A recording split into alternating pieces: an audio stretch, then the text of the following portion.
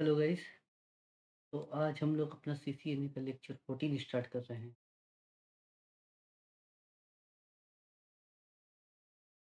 CCNA का lecture 14 start कर रहे हैं। आज हमें मेजर टॉपिक्स पढ़नी है। तो जैसे कल हमने बात करी थी, तो आज सबसे पहले हम लोग पढ़ लेते हैं पासवर्ड रिकवरी। देखो, ऐसा सिनेरियो हो सकता है, हम बात करें, हमने राउटर था, राउटर पे हमने कॉन्फ़िगरेशन कुछ करी थी, इसके लिए हमने पासवर्ड यूज़र नेम बनाया था और पासवर्ड रखा था। और आपको पता है कि यूज़र मोड से कॉन्फ़िग आपका प्रिविलेज मोड जाने के लिए कि हमने एक इनेबल सीक्रेट पासवर्ड रखा था। अगर किसी कारण से मान लो आप ये पासवर्ड वगैरह भूल जाते हो, तब राउटर में कभी आप एक्सेस नहीं कर पाओगे। तो ऐसा सिनेरियो नहीं होना चाहिए, ऐसा कोई प्रोसेस नहीं होना चाहिए, जिससे कि आप पासवर्ड को रिकवर ना करें। यानी अगर राउटर का यूज़र नेम कोई पासवर्ड भूल गया है, तो ऐसा ना हो कि फिर राउटर ही चेंज करना पड़े। कुछ ना कुछ एक प्रोसेस होना चाहिए, जिससे कि हम पासवर्ड को दोबारा जाके सेट कर सकें और राउटर पर लॉगिन कर सकें। ठीक। आज का जो हम लैब कर रहे हैं, वो लैब आपका सेम ही जो कल मैंने जो लैब सेटअप किया था, सेम ही लैब है। तो पैकेट ट्रेसर पे हम चलते हैं। तो आप देख सकते हैं जो कल हमने जो सारी चीज़ें की थी, एज़ इट इज़ ही है सारा। आईपी एड्रेस वगैरह भी सेम वगैरह सब कुछ सेम है और कॉन्फ़िगरेशन भी एज़ इट इज़ ही है, कोई चीज़ नहीं की गई है।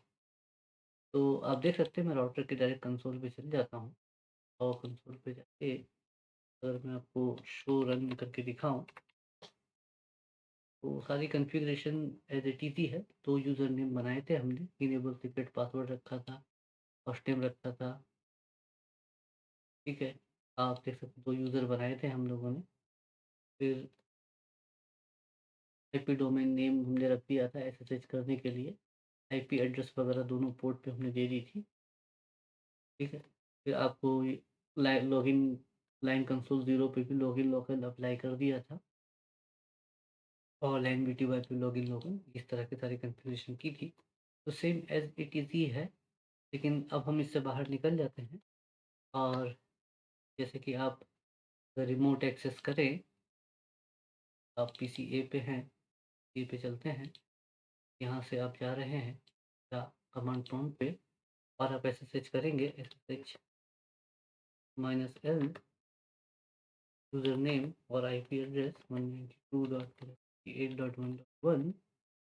तो पासवर्ड आपको माँग रहा है। सपोज़ कर लो आप यूज़र नेम भी भूल गए हो, पासवर्ड भी भूल गए हो, तो रिमोटली तो आप एक्सेस नहीं कर पाओगे, ठीक है? तो ऐसा कुछ प्रोसेस होना चाहिए, जिससे कि पासवर्ड को रिकवर कर सकें। दोबारा राउटर पर लॉगिन करें, पासवर्ड वगैरह चेंज कर दें। ऐसा ना हो कि पूरी कॉन्फ़िगरेशन मुझे हटानी पड़े राउटर पे और राउटर पे सारा कॉन्फ़िगरेशन वापस से करना पड़े। तो इस तरह की चीज़ें नहीं होनी चाहिए। ये काफ़ी मेहनत लगता है राउटर में कॉन्फ़िगरेशन करने का, क्योंकि बहुत सारे कॉन्फ़िगरेशन होते हैं और ऑब्वियसली बात है, कंपनी ने अगर बैकअप वगैरह ले रखा है कॉन्फ़िगरेशन का, तब तो ठीक है कि आप धीरे-धीरे करके करेंगे, लेकिन but is a very risk matter. इससे बेटर वही है कि जो काम हमें करना है सिर्फ़ पासवर्ड ही चेंज करना है या नया यूज़र नेम पासवर्ड बना लें, ऐसा कुछ कर ले ताकि सारी configuration as it is router पे रहे। दोबारा हमें अपना इतना मेहनत नहीं करना पड़े। तो यही प्रोसेस हम देखेंगे, इसी को पासवर्ड रिकवरी कहते हैं। तो देखो, जब भी आप कुछ पासवर्ड वगैरह भूल जाते हो, ठीक है? तो ऐसा नहीं है कि आपने पीसीए से रिमोट एक्सेस लेकर, ठीक है? रिमोट एक्सेस को लेकर आप चेंज कर सकते हो। जब भी आपका पासवर्ड आप भूल गए हो, सपोज़ कर लो आपने अपना पासवर्ड भूल गया, 2 यूज़र थे, ठीक है? आपने अपना पासवर्ड भूल गए हैं, ठीक है? और संजीव है, तो संजीव के आईडी से तो ऑलरेडी बात है, आप लॉगिन करके सारी चीज़ें कर सकते हैं। लेकिन दोनों ही यूज़र अपना यूज़र नेम पासवर्ड वगैरह भूल गए हैं। कुछ ऐसा हुआ है कि आप या तो इनेबल सीक्रेट भूल गए हैं, उनमें से कोई एक, दोनों भूल गए हैं, तो भी आप आगे नहीं बढ़ पाओगे। तो ऐसे कोई भी केसेस जब भी होता है, तो आपको सॉरी, ऐसा कोई भी केसेस अगर होता है, तो आपको राउटर पे कंसोल लॉगिन ही करना डायरेक्ट कोई ऑप्शन नहीं है कि आप पासवर्ड रिकवरी रिमोट एक्सेस वगैरह से कर पाएँगे किसी दूसरे का आईडी लेकर, ठीक है? इनेबल सीक्रेट भूल गए हैं आप, मान लो इनेबल सीक्रेट भूल गए हैं पासवर्ड, तो इनेबल सीक्रेट एक ही पासवर्ड होता है आपको पता है। आपने लॉगिन किया यहाँ राउटर पे, तो यूज़र नेम पासवर्ड से जाके आप तो यूज़र मोड पे तो पहुँच गए, लेकिन फिर यूज़र मोड से आगे प्रिविलेज मोड पे आप नहीं जा पाएँगे, ठीक है? इस तरह के कुछ सिनेरियो हो गया है। तो ऐसा नहीं है कि आप रिमोटली एसएसएच करके आप पासवर्ड रिकवर कर पाएँगे, ठीक है? उसके लिए हमें कंसोल ही लगेगा। तो सबसे पहले चलते हैं, तो सीधा अपना फिज़िकल मोड पे और वहाँ लैपटॉप लगाते हैं, ठीक है? तो मैं यहाँ राउटर थोड़ा नीचे ले आता हूँ, राउटर शायद नीचे ही रखा है, ये रहा राउटर। टेबल भी लगा हुआ है, हमने कल टेबल लगाया था। लैपटॉप लेके चलते हैं, हम करेंगे। थोड़ा-सा मैं बड़ा कर देता हूँ कि आपको ठीक से दिखे, ठीक है? अब हमें पासवर्ड रिकवर करना है, हम लैपटॉप लेके पहुँच गए हैं, राउटर के पास आ गए हैं। हमें कंसोल केबल लगाना होगा। ये कंसोल केबल है, जैसे ही आप जाते हैं वहाँ नीचे देखो लिख के आता है कंसोल केबल पे तो कंसोल पोर्ट एक आप लगा दिया, RS-232 पे लगा दिया। ये हो गया कंप्लीट, ठीक है? फिर हम लैपटॉप पे चलते हैं। लैपटॉप में डेस्कटॉप में चलते हैं, यहाँ पे ऑब्वियसली टर्मिनल का ऑप्शन है। अगर रियल डिवाइस पे जाएँगे तो पुट्टी के थ्रू आप जाएँगे, पुट्टी पे मैंने आपको कंसोल एक्सेस करके दिखा दिया था। मैंने बता दिया था, दिखाया तो नहीं था, मैंने बता दिया था किस तरह से पुट्टी पे कंसोल एक्सेस होता है। तो सेम आप पुट्टी पे जाके कंसोल एक्सेस ले लेंगे, तो मैं यहाँ भी एक्सेस ले लेता हूँ। टर्मिनल पे चले हम, ओके किया, एंटर कर दिया, तो देख सकते हैं यूज़र नेम पासवर्ड है।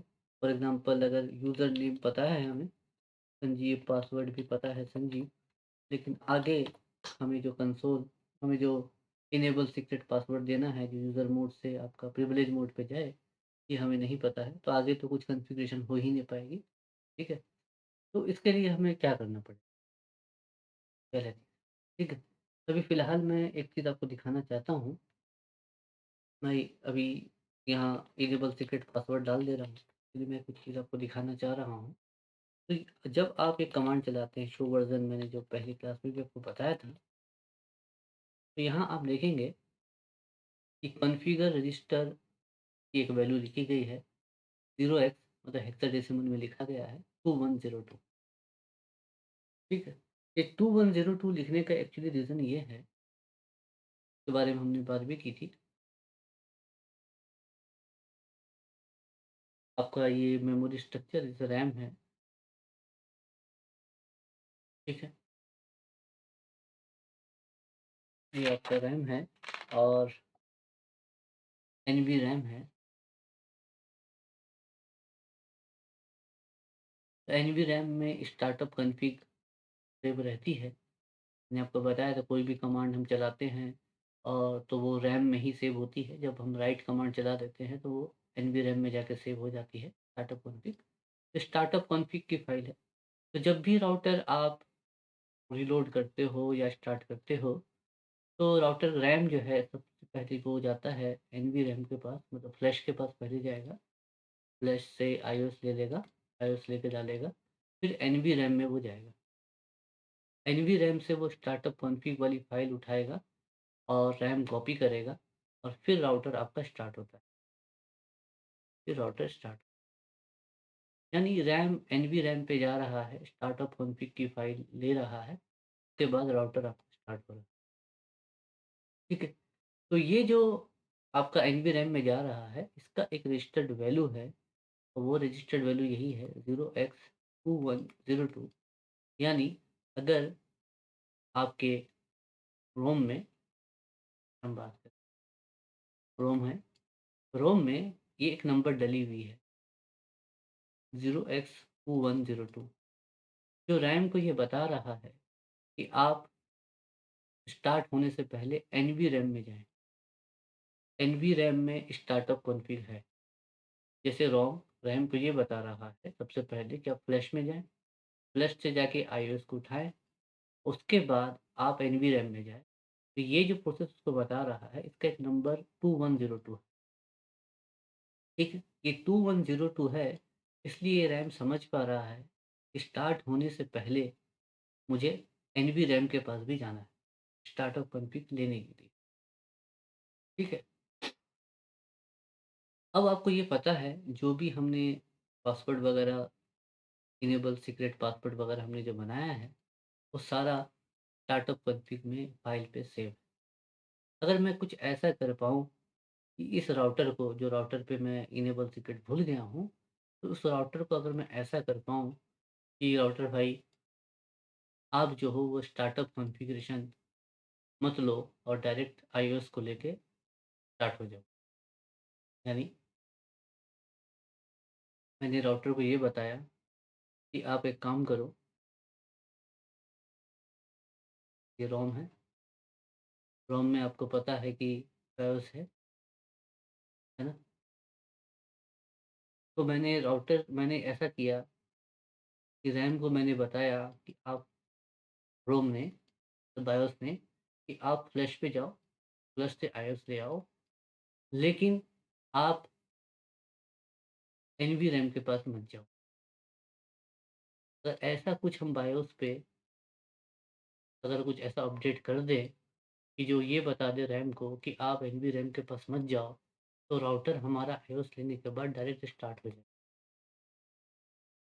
अगर राउटर डायरेक्ट स्टार्ट हो जाएगा, तो वो बिना स्टार्टअप कॉन्फ़िग का स्टार्ट होगा, यानी नो कॉन्फ़िगरेशन का। जब राउटर नो कॉन्फ़िगरेशन के साथ स्टार्ट होगा, तो आपको पता है, जब उसके बाद मुझे अगर नो कॉन्फ़िगरेशन पे है, तो यानी कोई कॉन्फ़िगरेशन ही नहीं है, तो मैं राउटर पे डायरेक्ट एक्सेस कर सकता हूँ। कोई पासवर्ड, यूज़र नेम, पासवर्ड तो पूछेगा नहीं, ये कॉन्फ़िगरेशन ही नहीं है। मैंने कॉन्फ़िगरेशन फ़ाइल एनवी-रैम में तो है, लेकिन मैंने रैम में लोड नहीं करवाया, ठीक है? तो उससे क्या होगा, ऐसा करने से एनवी-रैम में जो हमारा जो कॉन्फ़िगरेशन है स्टार्टअप कॉन्फ़िग, वो एज़ इट इज़ रह जाएगा, डिलीट नहीं होगा, है ना? मैंने उसको ओवरराइड नहीं किया है। ऐसा नहीं किया मैंने कि रोम में जाके बोला कि रोम भाई, आप एनवी-रैम का कॉन्फ़िगरेशन डिलीट कर दो। तो कॉन्फ़िगरेशन डिलीट होने पे तो वो बूटेबल, मतलब इनिशियल स्टेज पे तो स्टार्ट हो जाएगा, डिलीट करने पे, लेकिन वापस से कॉन्फ़िगरेशन तो मुझे फिर से करनी पड़ेगी। तो यही तो हम नहीं चाह रहे थे कि कॉन्फ़िगरेशन हमें दोबारा फिर से नहीं करना पड़े। तो इस वजह से हम रोम का जो बायस है, उसमें हम कुछ ऐसा सेटिंग कर देंगे, जिसके वजह से रैम को ये बता देगा कि आप सिर्फ़ फ्लश से जाके आईओएस ले लो, वो तो एज़ इट इज़ ही रहेगा। लेकिन ये वाला पार्ट, जो प्रोसेस वो कर रहा था, इस प्रोसेस को हम हटा देंगे, ठीक है? इसे हम डिलीट कर देंगे। तो वो कैसे कर सकते हैं, ठीक? तो इसके लिए, जब आप भूल गए हैं पासवर्ड वगैरह, तो सबसे पहले तो राउटर को आपको ऑफ करना पड़ेगा,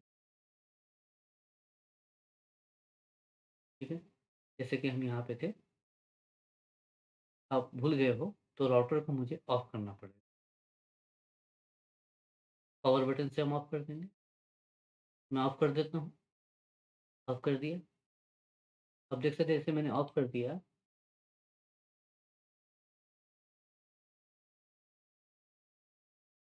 ये देख सकते हैं, ये अपना कनेक्शन आउट हो गया। अगर मैं जाऊँ भी टर्मिनल पे, तो ये कनेक्शन नहीं हो पाया।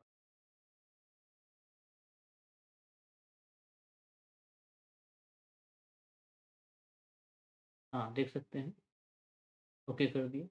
तो देख रहे हैं कि कुछ भी नहीं खुल रहा है ना? एज़ इट इज़ ही है, ब्लैंक पेज आ रहे हैं। तो हमने राउटर बंद कर दिया है। अब हम वापस राउटर को स्टार्ट करेंगे, तो मुझे राउटर को रिबूट करना है एक्चुअली। मैंने ऑफ कर दिया, अब राउटर को ऑन करेंगे। तो राउटर हम ऑन किए और तुरंत हम के टर्मिनल पे जाएँगे, ओके करेंगे, देखेंगे राउटर ऑन हो रहा है, तो हमें कंट्रोल की दबाना है। बूट होने से पहले कंट्रोल सी दबाना है, शायद राउटर ऑन हो गया हमारा। तो राउटर ऑन होने से पहले करना है। चलते हैं यहाँ पे, सीधा लॉजिकल मोड पे, ये थोड़ा-सा जल्दी हो जाता है। तो मैं यहाँ से कंसोल एक्सेस दे दे रहा हूँ। ये राउटर बहुत जल्दी स्टार्ट हो जाता है, अपने को टाइम नहीं देता, लेकिन रियल राउटर में काफ़ी टाइम लगेगा। मैंने यहाँ से पावर बंद किया, तुरंत पावर ऑन किया, फिर कमांड प्रॉम्प्ट में गए, कंट्रोल सी दबा दिया। Control C, control C, control फिर से स्टार्ट हो गया है। ऑफ, डिले पे गए, तो कंट्रोल सी, ठीक है? तो कंट्रोल सी दबाया, देख सकते हैं कि हमारा रोमन मोड स्टार्ट हो गया, यानी बूट प्रोसेस को मैंने रोक दिया है, बूट को मैंने होल्ड कर दिया। ठीक, बूट पूरा कंप्लीट नहीं हुआ, तो मैंने आपको बताया था कि राउटर पे आपका 2 आईओएस होता है, ठीक है? एक तो आपका रोम वाला बायोस, ये रोम वाला बायोस स्टार्ट हो गया, जो रोमन मोड पे हमेशा स्टार्ट होता है, ये रोमन मोड पे स्टार्ट हो गया, ठीक है?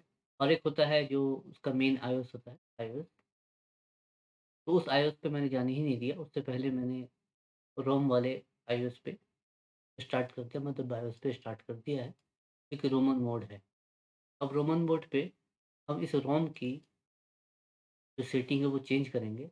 हमें सेटिंग यही चेंज करना है, सॉरी एक बार लिख देता हूँ, हमें सेटिंग यही चेंज करना है कि रोम रैम को ये बताए कि ये प्रोसेस तो रहना ही चाहिए फ्लैश के साथ आईओएस लेने वाला, लेकिन एनवी रैम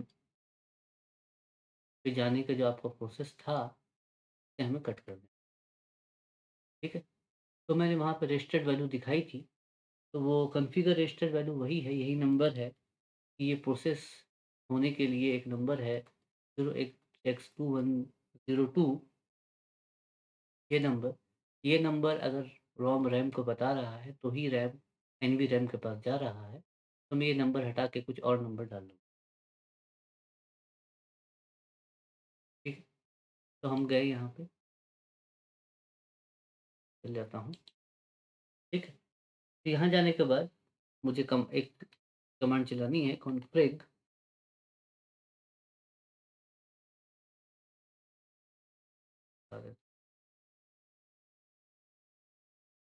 तो दिख रहा होगा CONFREG कॉन्फ्रेग 0x, ठीक है? हेक्साडेसिमल में लिखना है, 2142 एक नंबर हम डालेंगे। 2142 नंबर ये डालना रोम में, ये बताना है कि रोम रैम को ये बताएगा 2142 डालने के बाद कि आप डायरेक्ट फ्लैश पे जाइए, मतलब आप ये स्टेप जो है जो एनवी रैम के पास जा रहे थे, ये स्टेप को स्किप कर देना। अगर रोम में 0x2102 लिखा था, यानी रोम का जो बायोस है वो रैम को ये बता रहा है, ठीक है? कि आपको ये स्टेप करना है, और जब हमने नंबर 0x2142 लिख दिया, तो रोम के अंदर जो बायोस है, वो रैम को ये बता रहा है कि ये स्टेप नहीं करना है, स्किप हो जाएगी, ठीक है? ये हमने कर दिया। हम यहाँ पे जाके एंटर दबा देते हैं, ये एंटर कर दिया। उसके बाद अगर कुछ कमांड अगर आपको यहाँ नहीं पता, तो क्वेश्चन मार्क डाल के एंटर मार, यहाँ पे कुछ कमांड्स है, आपको बूट करना है तो बूट कर सकते हो, आपको रीसेट करना है तो सिस्टम फिर से रिस्टार्ट हो जाएगा। हमें सिस्टम को रीसेट करना है, तो हम रीसेट कर देते हैं, रीसेट की दबाना है और एंटर कर देना है, तो हमारा राउटर फिर से बूट स्टार्ट हो जाएगा। तो अब देखना, ये राउटर मुझे यूज़र नेम पासवर्ड नहीं माँगेगा, देख सकते हैं राउटर जो है हमारा नॉर्मल मोड पे स्टार्ट हो गया, मतलब स्टार्ट मोड पे, ज़ीरो कॉन्फ़िगरेशन का। ये डायलॉग बॉक्स तभी आती है जब राउटर पे कोई कॉन्फ़िगरेशन नहीं हो। हम यहाँ से हम नो कर देंगे, नो करके हम निकल जाएँगे, इनेबल करेंगे तो हमें कोई पासवर्ड पूछेगा नहीं, ठीक है? हमें कोई पासवर्ड पता नहीं है, लेकिन एनवी रैम में स्टार्टअप कॉन्फ़िगरेशन है। ऐसा नहीं है कि एनवी रैम में स्टार्टअप कॉन्फ़िगरेशन नहीं है, स्टार्टअप कॉन्फ़िगरेशन अभी भी है। अगर आप इसे देखना चाहें तो ये दिख भी जाएगा। आप शो रन करेंगे, शो स्टार्टअप करेंगे, शो स्टार्टअप कॉन्फ़िग करेंगे तो आपको स्टार्टअप कॉन्फ़िग देख रहे हैं, सारा दिख रहा है। फर्स्ट नेम सारी चीज़ें आपको दिख रही है, यूज़र नेम बना हुआ है, पासवर्ड वगैरह बना हुआ है, सब कुछ है। लेकिन वो अभी फ़िलहाल रनिंग कॉन्फ़िगरेशन में है। आप शो रन करेंगे तो देख सकते हैं यहाँ पे कोई भी कॉन्फ़िगरेशन नहीं, कोई आईपी एड्रेस नहीं डला है, कुछ भी नहीं डला है, ये आपको दिख रहा होगा। ठीक है? तो यहाँ पे अगर करने के लिए अब आप क्या कर सकते हैं, तो आपको ये चीज़ पता है कि हमें पासवर्ड कब-कब पूछता है। सबसे पहले यूज़र मोड में जाने की, जब भी हम राउटर को लॉगिन करते हैं सबसे पहली बात, तो यूज़र मोड पे जाते हैं, उसपे आपको यूज़र नेम पासवर्ड पूछा जाता है। दूसरा यूज़र मोड से आपको प्रिविलेज मोड पे जाने के लिए पासवर्ड पूछा जाता है। प्रिविलेज पे जाने के लिए पासवर्ड पूछा जाता है। ठीक है? यही 2 वजह से पूछा यही 2 मोड पे आपको पूछा जाता है। आपको प्रिविलेज मोड से कॉन्फिग मोड पे जाने के लिए कोई पासवर्ड नहीं पूछा जाता। तो पूछा जाता है? नहीं पूछा जाता। चलता हूँ और 50 अभी तो कोई पासवर्ड ही नहीं है, लेकिन आप कभी भी जाओगे तो आपको कभी नहीं पूछा जाता। आपने देखा भी है, हम जब प्रिविलेज मोड से कॉन्फिग मोड पे जाते हैं तो कोई पासवर्ड नहीं पूछा जाता। तो अब जब आप प्रिविलेज मोड पे आप आ गए हो, आपको ये बात ध्यान रखना है, जैसे ही प्रिविलेज मोड पे आए हो, आपको राइट कमांड बिल्कुल ही नहीं चलानी है। अगर आपने इस समय राइट कमांड चला दी, तो आपका रनिंग कॉन्फ़िग में आपको पता है कि अभी कोई कॉन्फ़िगरेशन नहीं है, ज़ीरो कॉन्फ़िग है और स्टार्टअप में आपके पास सारी कॉन्फ़िगरेशन है, कंप्लीट कॉन्फ़िगरेशन है। अगर आपने यहाँ राइट कमांड चला दी, तो ज़ीरो कॉन्फ़िगरेशन वाली फ़ाइल स्टार्टअप कॉन्फ़िगरेशन में सेव हो जाएगी और सारी कॉन्फ़िगरेशन आपकी खत्म हो जाएगी। इतना जो हमने मेहनत किया सब बेकार हो जाए, ठीक है? तो अभी फ़िलहाल आपको ऐसी एक्टिविटी कुछ भी नहीं करनी है। तो जैसे ही आप यहाँ पहुँच जाते हैं, अब आप कर सकते हैं कॉपी स्टार्टअप कॉन्फ़िग रनिंग, यानी मैं स्टार्टअप कॉन्फ़िग जिसमें मेरा सारा कॉन्फ़िगरेशन था, उसको मैं रनिंग कॉन्फ़िगरेशन यानी मैं जो ज़ीरो कॉन्फ़िग है, मैं उस पे डाल रहा हूँ। मैं डाल देता हूँ। डेस्टिनेशन फ़ाइल नेम क्या रखना चाहते हैं, यही रखेंगे, वो अभी चेंज करते नहीं हैं। आप देख सकते हैं सारा कॉन्फ़िगरेशन आ गया है। फर्स्ट नेम वगैरह चेंज हो गई है और आप अगर शो रन में देखेंगे, अब आपके पास सारा एज़ इट इज़ आ गया है। ठीक है? ओके। तो अब आप क्या भूले थे? आप इनेबल सीक्रेट पासवर्ड भूल गए थे। ऑब्वियसली बात यहाँ पासवर्ड आपको दिखाएगा नहीं, ठीक है? और मान लो अगर आप यूज़र नेम पासवर्ड भी भूल गए हो, तो इसको भी अब आप डिलीट कर सकते हो। ठीक है, डिलीट इसलिए कर सकते हो क्योंकि आप हो अब प्रिविलेज मोड पे, आप आराम से कॉन्फिग मोड पे जा सकते हो। तो पासवर्ड चेंज कर मतलब इससे बाहर नहीं निकलना है। आपको ऐसा नहीं कि अब फिर दोबारा आप एग्ज़िट मार दो, प्रिविलेज मोड से आप यूज़र मोड पे चले गए और यूज़र मोड पे जाने के बाद फिर से आप प्रिविलेज मोड पे आओगे तो इनेबल सीक्रेट पूछेगा आपसे और आपको पता नहीं है। जाने से पहले आप इनेबल सीक्रेट चेंज कर, तो सबसे पहली बात है सिंपल है, आपको हमको नहीं पता है तो नो इनेबल सीक्रेट मैं कमांड चला दूँगा, तो इससे इनेबल सीक्रेट पासवर्ड ख़त्म हो जाएगा। और अगर आप अभी देखेंगे डू तो रन, तो आप देख सकते हैं कि अब इनेबल सीक्रेट जो था पासवर्ड वो हट गया है। दिख रहा था ना ऊपर में, हट गया है। अब अपने हिसाब से आपको जो भी इनेबल सीक्रेट पासवर्ड रखना है, अब आप रख दो इनेबल सीक्रेट। मैं कुछ और नाम रख देता हूँ, मान लो मैं अपना ही नाम काबिश रख देता हूँ, ठीक है? तो मैंने रख दिया।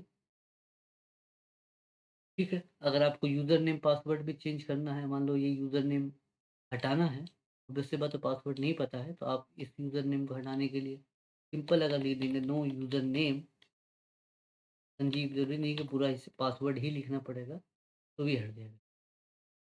फिर आप देखेंगे टू शो तुरंत, तो आप देख सकते हैं कि आपका यूज़र नेम जो संजीव है वो चला गया। तो पासवर्ड भी चला गया। ज़रूरी नहीं है कि पासवर्ड के साथ ही लिखना पड़ेगा। रीसेट की कमांड आपकी हटती है, ऐसी कोई बात नहीं, कॉन्फ़िगरेशन हटती है, ऐसी कोई बात नहीं। आप स्टार्टिंग का जो भी लिख दोगे तो भी चलेगा, उससे पता चल जाता है उसको। जिसका पासवर्ड तो वही था, उसको भी हटा दें, ठीक है? तो मैं इसको भी इसे भी हटा देता हूँ, ताबिश नाम का यूज़र नेम पासवर्ड भी हट सीक्रेट पासवर्ड भी हटा देता हूँ। नो यूज़र नेम ताबिश, ठीक है? तो ये मैं हटा दिया। चेक कर लेते हैं कि हटा है कि नहीं। देख सकते हैं कोई यूज़र नेम वगैरह है नहीं, तो मैं दोबारा कोई यूज़र नेम बना लेता हूँ। यूज़र नेम, ठीक है? यूज़र नेम में क्या रख देता हूँ, मैं अब मैं एक काम करता हूँ, मैं अख्तर कर देता हूँ अपना, टाइटल लिख देता हूँ, सीक्रेट अख्तर, ठीक है? और इनेबल सीक्रेट को भी मैं अख्तर कर देता हूँ। नो इनेबल सीक्रेट भी मैंने लिखा है, कन्फ्यूज़न ना हो, तो इनेबल सीक्रेट को भी मैं अख्तर कर देता हूँ ताकि चीज़ें याद रहे। ओके, तो अब हमारा ये यूज़र नेम बन गया है और ये सीक्रेट पासवर्ड बन गया है।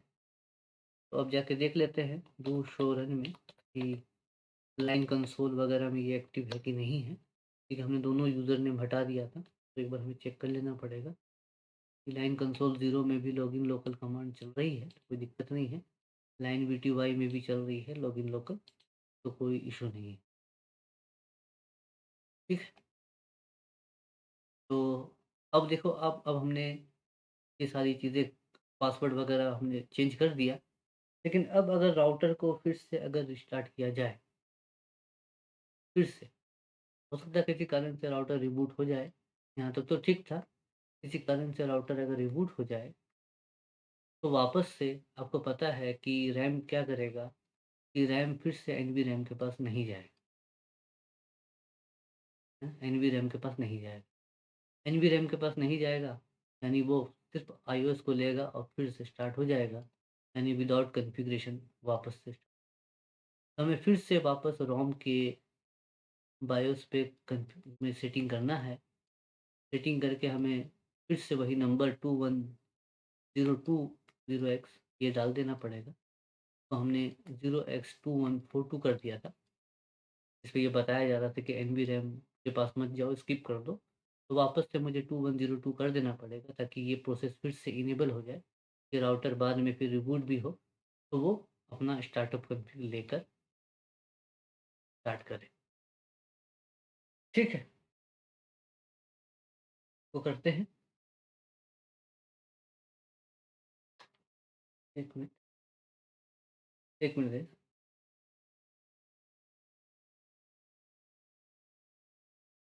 हुँ,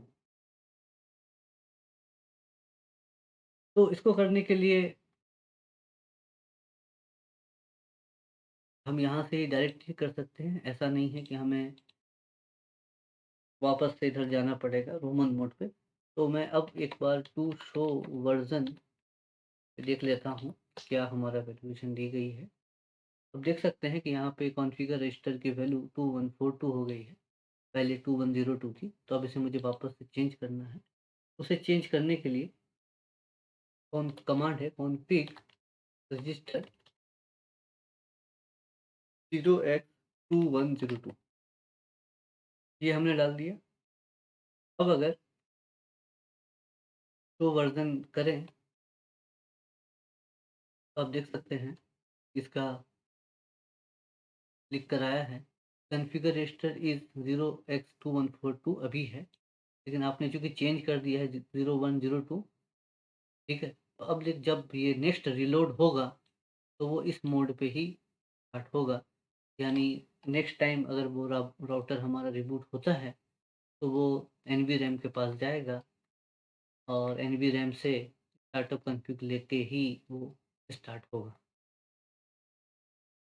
ठीक है? तो हमने पासवर्ड रिकवरी कर दिया। अगर आप चाहें तो इसे रीलोड दे दें, अगर आपका इच्छा है। अगर नहीं इच्छा है तो छोड़ दें। तो मैं रीलोड दे ही देता हूँ। यहाँ नहीं चलता ये कमांड, ये आपको इस साइड चलेगा। रीलोड यस,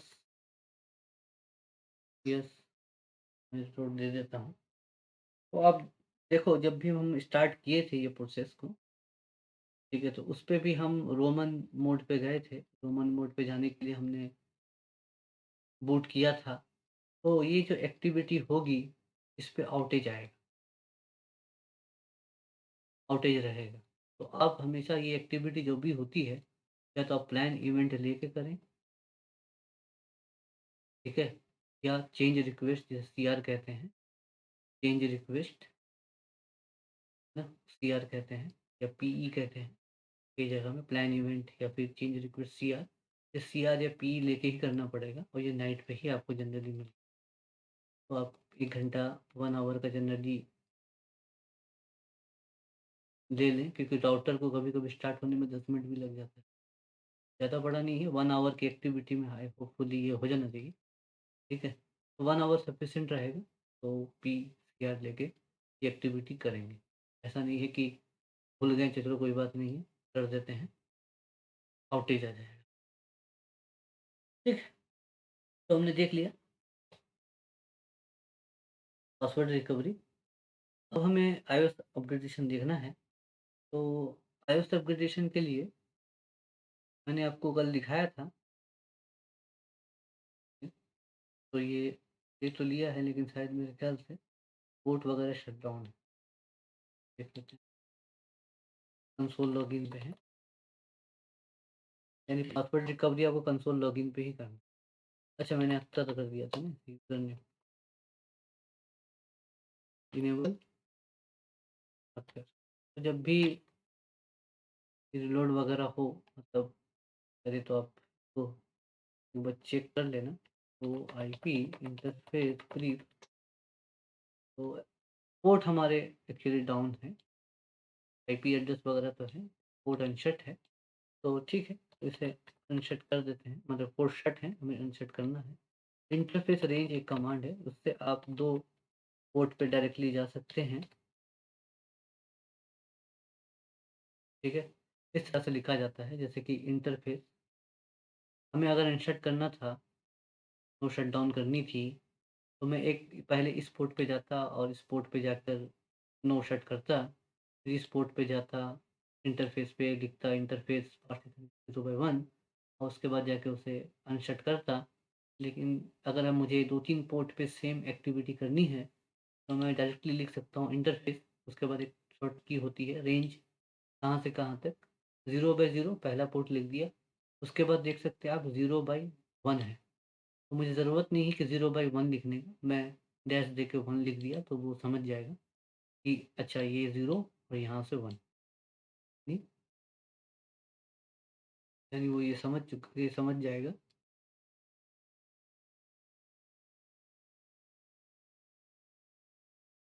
ठीक है? यानी वो ये समझ जाएगा, पहला जो पोर्ट है फ़ास्ट 0/0 है और दूसरा पोर्ट जो है वो इस साइड 1 लिखा गया है, तो यानी ये तो कॉमन एज़ इट इज़ ही आएगा और मुझे 0 की जगह 1 कर देना है। तो इस पोर्ट पे मुझे एक साथ एंट्री करने से अलाउ कर देना है, ठीक है? तो मैंने ये कमांड डाल दी, एंटर करेंगे। अच्छा, मुझे तो कॉन्फ़िगरेशन मोड पे जाके करना है। Config T interface range fast Ethernet 0/0/1, तो आप देख सकते हैं कि यहाँ पे रेंज आ गया है। पहले सिर्फ़ आईएफ लिख के आता था, जब आप एक इंटरफ़ेस पे जाते थे। लेकिन जब एक साथ ज़्यादा इंटरफ़ेस पे जाएँगे, तो रेंज भी अलग से लिख के आता है। मोड पे है, आपको नो शटडाउन करना है, नो शट भी लिख देंगे तो भी चलेगा। नो शट लिख दिया आपने, कर देंगे। साइन प्रोटोकॉल आप आ गए हैं, एंड कर देंगे। एंड करने के बाद आप राइट लिख देंगे, एप्लीकेशन सेव हो गई। ठीक है?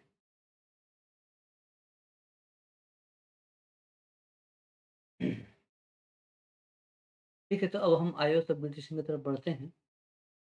पोर्ट हमारा अप है, अगर आप चाहें भी तो यहाँ से पिंग वगैरह करके देख सकते हैं। एक बार पिंग करके देख लेता हूँ। पिंग 192.168.2.2 जो हमारा टीएफटीपी सर्वर का आईपी एड्रेस है, देख लेते हैं। देख सकते हैं हमारे पास रिप्लाई आ रहा है, मतलब सब कुछ ठीक है। तो iOS अपग्रेडेशन के लिए जो हम बात कर रहे थे, तो हमने कल राउटर का एक iOS को हमने टीएफटीपी सर्वर पे कॉपी किया था। तो मैं ऐसा समझ लेता हूँ आप लोगों को बताने के लिए कि यहाँ टीएफटीपी सर्वर पे जो iOS है, वो एक न्यू iOS आपके पास आया है, ठीक है?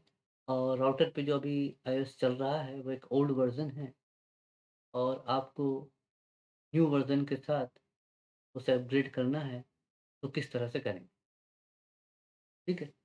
जैसे कि हमने अगर मैं हम वीएमवेयर खोलें, तो न्यू वर्ज़न कैसे मिलेगा, कैसे टीएफटीपी सर्वर पे डालेंगे, तो बिल्कुल ही सिंपल सी चीज़ है, मुझे बताने की ज़रूरत नहीं है। फिर भी मैं आपको थोड़ा बहुत दिखा देता हूँ वीएमवेयर अगर हम खोलें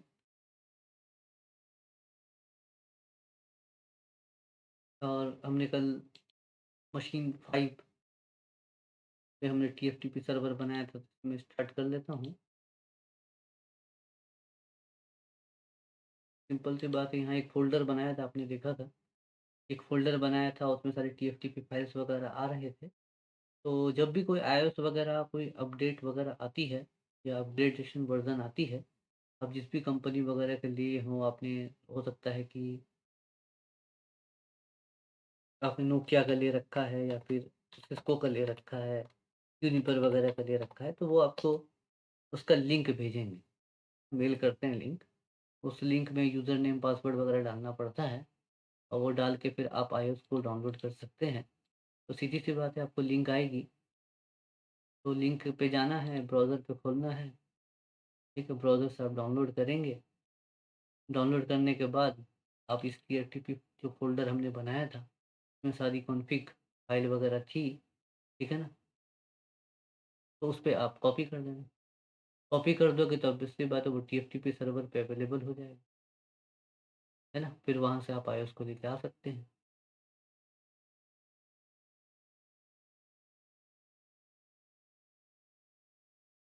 यार ये करता नहीं है क्या? एक तो सिंपल बन के आता है यहाँ पे।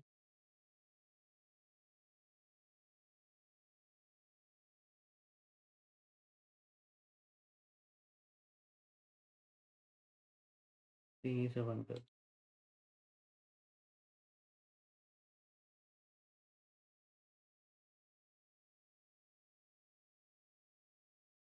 ठीक है? तो सीधी सी बात है, आप वहाँ पे जाकर अपना iOS को इस फ़ोल्डर पे डाल देना, जिस फ़ोल्डर पे आप सारी फाइल्स वगैरह ला रहे हैं, तो आपका iOS वहाँ अवेलेबल हो जाएगा टीएफटीपी सर्वर पे। तो सिंपल सी बात है, तो यहाँ पे चूँकि जीएनएस पे हम देख नहीं सकते हैं, क्योंकि जीएनएस पे हमें बताया था कोई फ्लश वगैरह तो अवेलेबल नहीं होती है, कोई ऑप्शंस नहीं है हमारे पास देखने का, ये एक्टिविटी करने का, तो हमें पैकेट ट्रेसर पे ही करना पड़ेगा। तो इस लैपटॉप को भी मैं अभी फ़िलहाल रहने देता हूँ, ये जो कंसोल से एक्सेस ले ले रखा है हमने, ठीक है? तो टीएफटीपी सर्वर पे चलते हैं यहाँ, तो यहाँ पे ऑलरेडी अगर आप चलें एफ टीएफटीपी पे, टीएफटीपी पे आपको पता है ये कॉन्फ़िगरेशन फ़ाइल एक हमने सेव कर रखी थी और न्यू इमेज डॉट बीएन करके हमने एक iOS को, जो राउटर का iOS था उसको बैकअप ले लिया था। तो अभी के सिनेरियो पे हम अपग्रेडेशन समझने के लिए ऐसा कर रहे हैं कि हमारे पास जो टीएफटीपी सर्वर पे जो iOS है, ये एक न्यू iOS है, न्यू वर्ज़न है और हमारे राउटर पे जो iOS है वो एक ओल्ड वर्ज़न है। तो हमें न्यू वर्ज़न को राउटर पे डालना है और राउटर को न्यू वर्ज़न के साथ अपग्रेड करना है, ओल्ड वर्ज़न हटा देना है। ठीक है? तो अभी हम चलते हैं राउटर पे। तो मैं सीधा अभी अपना रिमोट एक्सेस वगैरह लेकर तामझाम नहीं कर रहा हूँ या फिर मैं इस लैपटॉप पे जाकर वापस टर्मिनल लेकर इस चीज़ को नहीं देख रहा हूँ। ठीक है, अब आप फ़ैमिलियर हो गए होंगे कंसोल एक्सेस कैसे लेते हैं। तो डायरेक्टली यहाँ जो ऑप्शन है कि 2 राउटर को क्लिक कर देंगे, तो आपको ये डायलॉग बॉक्स खुल जाता है, उससे आप सीएलआई मोड पे जा सकते हैं। तो यहीं से हम सारा चीज़ चेक कर रहे हैं, मतलब राउटर पे जब भी मैं क्लिक करूँगा, तो आप समझ जाना कि मैं कंसोल एक्सेस ले रहा हूँ और मुझे एसएसएच टेलनेट एक्सेस देने की ज़रूरत नहीं है, क्योंकि मुझे सिर्फ़ दिखाना था कि एसएसएच और टेलनेट कैसे दिया जाता है। तो रियल टाइम में आप टेलनेट एक्सेस और एसएसएच की एक्सेस लेंगे, यहाँ सिम्प्लिसिटी के लिए हम डायरेक्ट राउटर पे क्लिक कर लेंगे, राउटर के कंसोल पे डायरेक्टली चल जाएँगे, जाके वहाँ पे जो भी कॉन्फ़िगरेशन करना है कर लेंगे, ठीक है? तो सिम्प्लिसिटी के जल्दी करने के लिए अब हम ऐसा ही करेंगे, ठीक है? क्योंकि हमें राउटर की कॉन्फ़िगरेशन ही करना है, चाहे आप टेलनेट से करो, चाहे एसएसएच से करो। तो हम आ गए हैं यहाँ पे राउटर पे। तो यहाँ पे अगर आप देखें शो वर्ज़न कमांड पे, तो आप देख सकते हैं कि यहाँ पे जो आईओएस चल रहा है, वो कौन-सा चल रहा है? ये देख सकते हैं आप, ये आईओएस चल रहा है, फ्लैश पे है और ये आईओएस चल रहा है। ये सपोज़ कर लो आपका पुराना आईओएस है और न्यू इमेज डॉट बीन जो है, वो आपका न्यू है, ठीक है? तो सीधी-सी बात है, तो हम यहाँ पे चलेंगे, शो फ्लैश करेंगे, तो शो फ्लैश पे हमारा पुराना आईओएस पड़ा है, तो इस फ्लैश पे मुझे न्यू आईओएस लाना पड़ेगा, ठीक है? तो न्यू आईओएस कैसे लाएँगे? सीधी-सी तो सिंपल सा है, कॉपी टीएफटीपी से लाना है, टीएफटीपी कहाँ लाना है? फ्लैश पे लाना है, कॉपी कर लेंगे। तो बोलेगा भई मुझे आप जो टीएफटीपी सर्वर है, उसका आईपी एड्रेस या नेम बता दें। तो हम आईपी एड्रेस ही बता देते हैं, 192.2 है, सेम हमने डाल दिया। वो बोलेगा फ़ाइल नेम क्या रहेगी थोड़ा-सा बता दें हमें। तो फ़ाइल नेम क्या था हमारा न्यू डैश देखिए इमेज डॉट बीन ठीक है? न्यू स्पेस देके इमेज है ना? न्यू इमेज यही था ना? New image dot bin new image dot bin file name क्या रखना चाहते हो? यही रखना चाहते हैं, रख दिए देख सकते हैं कॉपी हो रहा है, काफ़ी फ़ास्ट कॉपी हो जाता है सर्विस, ठीक है? लेकिन रियल में थोड़ा-सा not enough space on device error हो गया है यहाँ पे, क्योंकि हमारे पास जो स्पेस है, वो उतना ज़्यादा स्पेस नहीं है कि 2 आईओएस को रखा जा सके। तो एक काफ़ी बड़ा स्पेस है यहाँ पे, तो इसको हटाने के लिए मुझे शायद कुछ दूसरा राउटर देखो डिलीट कर पड़ेगा, इतना स्पेस अवेलेबल है।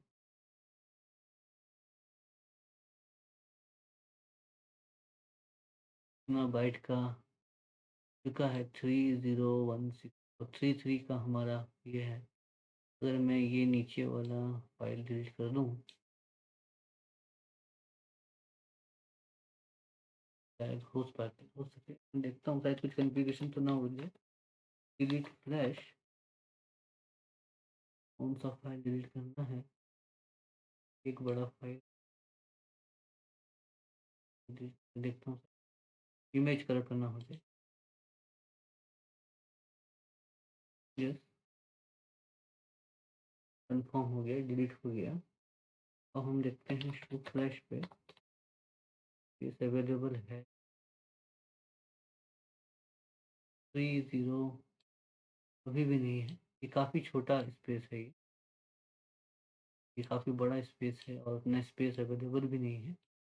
टोटल इतना था, इतना यूज़ हो चुका है 33625050। तो अगर मैं इसको भी डिलीट कर देता हूँ, तो भी 4 डिजिट का ही नंबर है, तो ये 5 डिजिट 33 पे तो नहीं पहुँच पाएँगे हम। तो हम फिर कार्ड चेंज करने का दूसरा एक देखता हूँ राउटर, शायद उसपे कुछ मेमोरी वगैरह ज़्यादा हो। ये देखता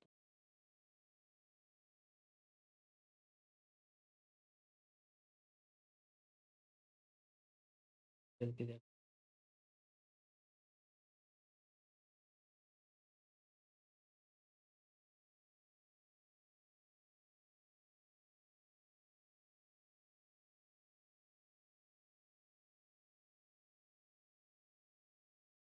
हूँ। तो कितना आईपी इंटरफ़ेस 3 गीगाबिट का पोर्ट है, 3 पोर्ट है इसमें। तो फ्लैश पे कितनी मेमोरी खाली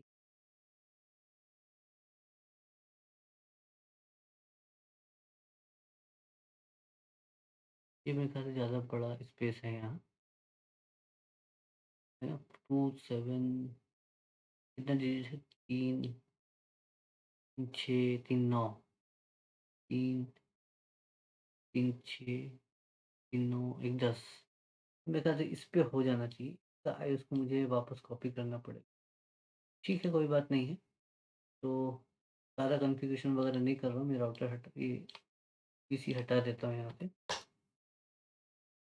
बस आईपी एड्रेस ही डालना पड़ेगा, बाकी एसएसएच वग़ैरह हमको ज़रूरत नहीं है अभी।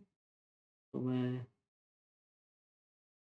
इसको हटाकर गीगाबिट पोर्ट पे कनेक्ट कर देता हूँ और इसको हटाकर गीगाबिट दूसरे पोर्ट पे कनेक्ट कर देता हूँ। राउटर को हम थोड़ा नीचे ले जाते हैं,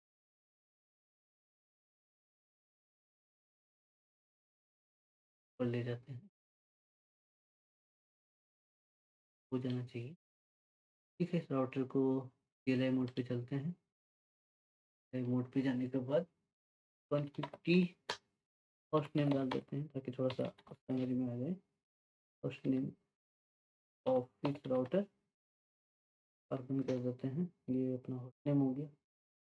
इंटरफ़ेस गीगाबिट इंटरनेट है 0/0/0 interface giga 0/0 mode shutdown and IP address 192.168.1.1 1.1 255.255.255.0 with interface gigabit giga port है गीगा 0001 है 001 है 0/0/1 है नो शटडाउन है आईपी एड्रेस 192.168.2.1 देखो कोई भी राउटर हो कॉन्फ़िगरेशन तो सब में सेम। ठीक है, इससे घबराना नहीं है बड़ा राउटर देख के कि भाई इसमें तो गीगा पोर्ट है, ज़्यादा पोर्ट है, हम क्या करेंगे पिन कर देते हैं, राइट कर देते हैं और यहाँ शो आईपी रूट कमांड आप चलाओगे तो आप देख सकते हो कि दोनों रूट का इन्फॉर्मेशन इसके पास है 2.0 का और 1.0 का। बाकी टेलनेट एसएसएच वगैरह हमें अभी फ़िलहाल ज़रूरत नहीं है, हम लैब तो कुछ और ही कर रहे हैं, ठीक है? तो ठीक है, तो कनेक्टिविटी है, अगर आप पिंग वगैरह करके देखो यहीं से पिंग 192.168.1.2 जो हमारा पीसी ए का है, तो देखते हैं रिप्लाई आ रहा है, देख सकते हैं। 5 पैकेट्स भेजे गए थे, उसमें से 4 पैकेट का रिप्लाई आ गया है। उस तरह से अगर आप पिंग 192.168.2.2 जिसमें टीएफटीपी सर्वर है, तो ये भी देख सकते हैं क्या है, ठीक है? तो हमें सबसे पहले एक आईओएस को कॉपी कर लेना पड़ेगा। तो इसका आईओएस अलग होगा, उसका आईओएस अलग होगा। तो मैं टीएफटीपी सर्वर पे जाके ये न्यू इमेज जो है इसे मैं डिलीट कर देता हूँ, रिमूव कर देता हूँ। ताकि अब जो हम इमेज लेके जाएँगे, न्यू कॉपी करेंगे, कॉपी फ्लैश पे जाएँगे, कहाँ करना है टीएफटीपी पे करना है। टीएफटीपी सोर्स फाइल नेम क्या है? तो एक काम करता हूँ मैं यहाँ से एस्केप कर देता हूँ, तो फ्लैश कर लेता हूँ। तो फ्लैश है तो हमें इसका नाम मिल गया है, तो सीधी सी बात है, तो हम कॉपी करते हैं। कॉपी फ्लैश कहाँ करना है? टीएफटीपी पे करना है। तो सोर्स फाइल नेम क्या है? सोर्स फाइल नेम ये रहेगा, आर से स्टार्ट होगा, पूरा नाम रहेगा। तो इसे हम पेस्ट कर देते हैं यहाँ पे। तो एड्रेस क्या है? टीएफटीपी सर्वर का एड्रेस 2.2 है, हमने रख दिया। डेस्टिनेशन फाइल नेम हम इसको न्यू इमेज कर देते हैं ताकि ये समझ में आ जाए। .bin एक एक्सटेंशन अपने को देना है, हमने दे दिया। अब देख सकते हैं एक बड़ा फाइल है जो कॉपी हो रहा है।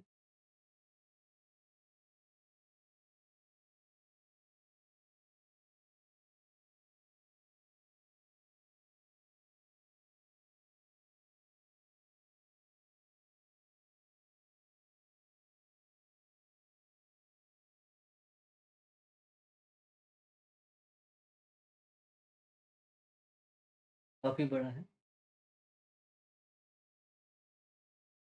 देखते हैं जो भी होगा, देखा जाएगा। तो फ्लैश में उतना स्पेस हमारे पास था नहीं, इसलिए हमें थोड़ा बड़ा राउटर लेना पड़ा जिसमें फ्लैश कार्ड की मेमोरी ज़्यादा हो, क्योंकि 2 आईओएस पे एक साथ रह सकें।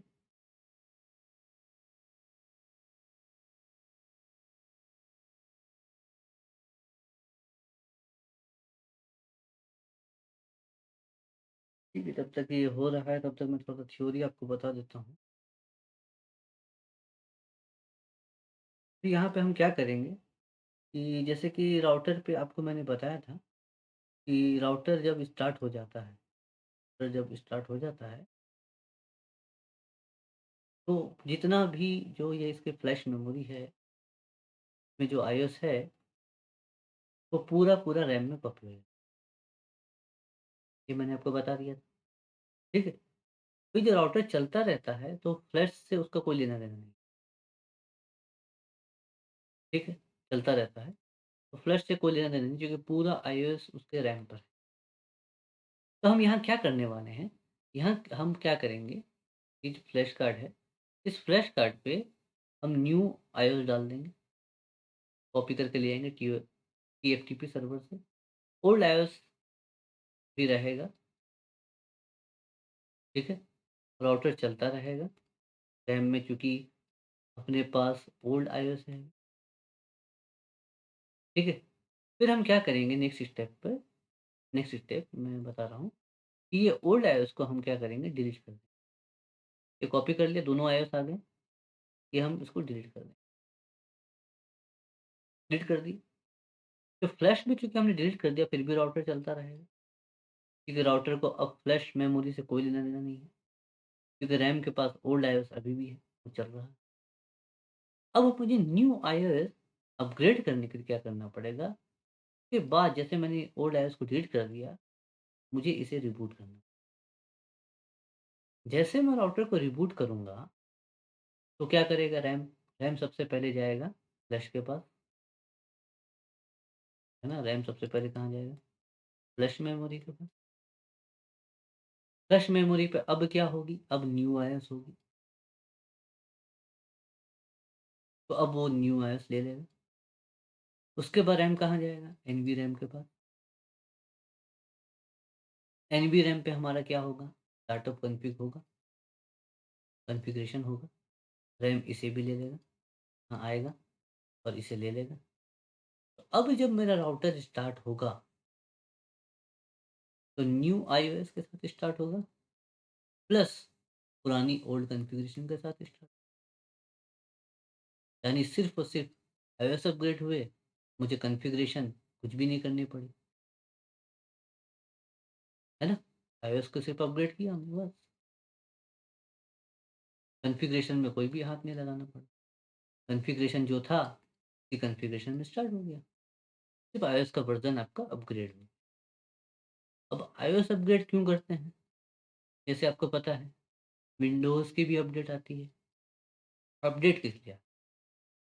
कि धीरे-धीरे क्या होता है, हर चीज़ों का कुछ प्रॉब्लम्स आते रहते हैं, जब आप काम करते हैं, तो प्रॉब्लम्स आते रहते हैं। कुछ नया कुछ वल्नरेबिलिटी वगैरह आ गई है, लूप होल वगैरह आ गई है, वल्नरेबिलिटी वगैरह आ गई है, तो उसको नेक्स्ट वर्ज़न पे क्या कर दिया जाता है, फिक्स कर दिया जाता है। कुछ एडवांस फीचर्स वगैरह दे दी जाती है, ठीक है? तो इस वजह से आईओएस अपग्रेड करते हैं। तो राउटर पे भी सेम होगा, जैसे विंडोज़ अपडेट होता है, वैसे राउटर पे भी अपग्रेड चलते रहते हैं। तो अब आपको पता है कि ये एक्टिविटी करने के लिए भी मुझे राउटर को रिबूट करना, तो जब भी राउटर को रिबूट करना पड़ेगा नेटवर्क इम्पैक्ट होगा, आउटेज आएगी, तो जब भी आउटेज वाली सिनेरियो है, फिर आपको पीई लेना पड़ेगा, प्लान इवेंट, ठीक है? तो हम यहाँ पे जो कर रहे हैं ये एक्टिविटी आप देख रहे हैं कि हम जो न्यू आईओएस जो ला रहे हैं, तो हम कहाँ से ला रहे हैं? टीएफटीपी सर्वर से ला रहे हैं। टीएफटीपी सर्वर से हम राउटर के फ्लैश पे एक न्यू आईओएस ला रहे हैं। कई सारी कंपनीज़ में मैंने देखा है कि ये काम मैनुअली भी होता है, कि वो क्या करते हैं, वो टीएफटीपी सर्वर से अपने राउटर के फ्लैश पे आईओएस नहीं डालते हैं, एक इंजीनियर भेजते हैं, वो एक न्यू फ्लैश लेके जाता है।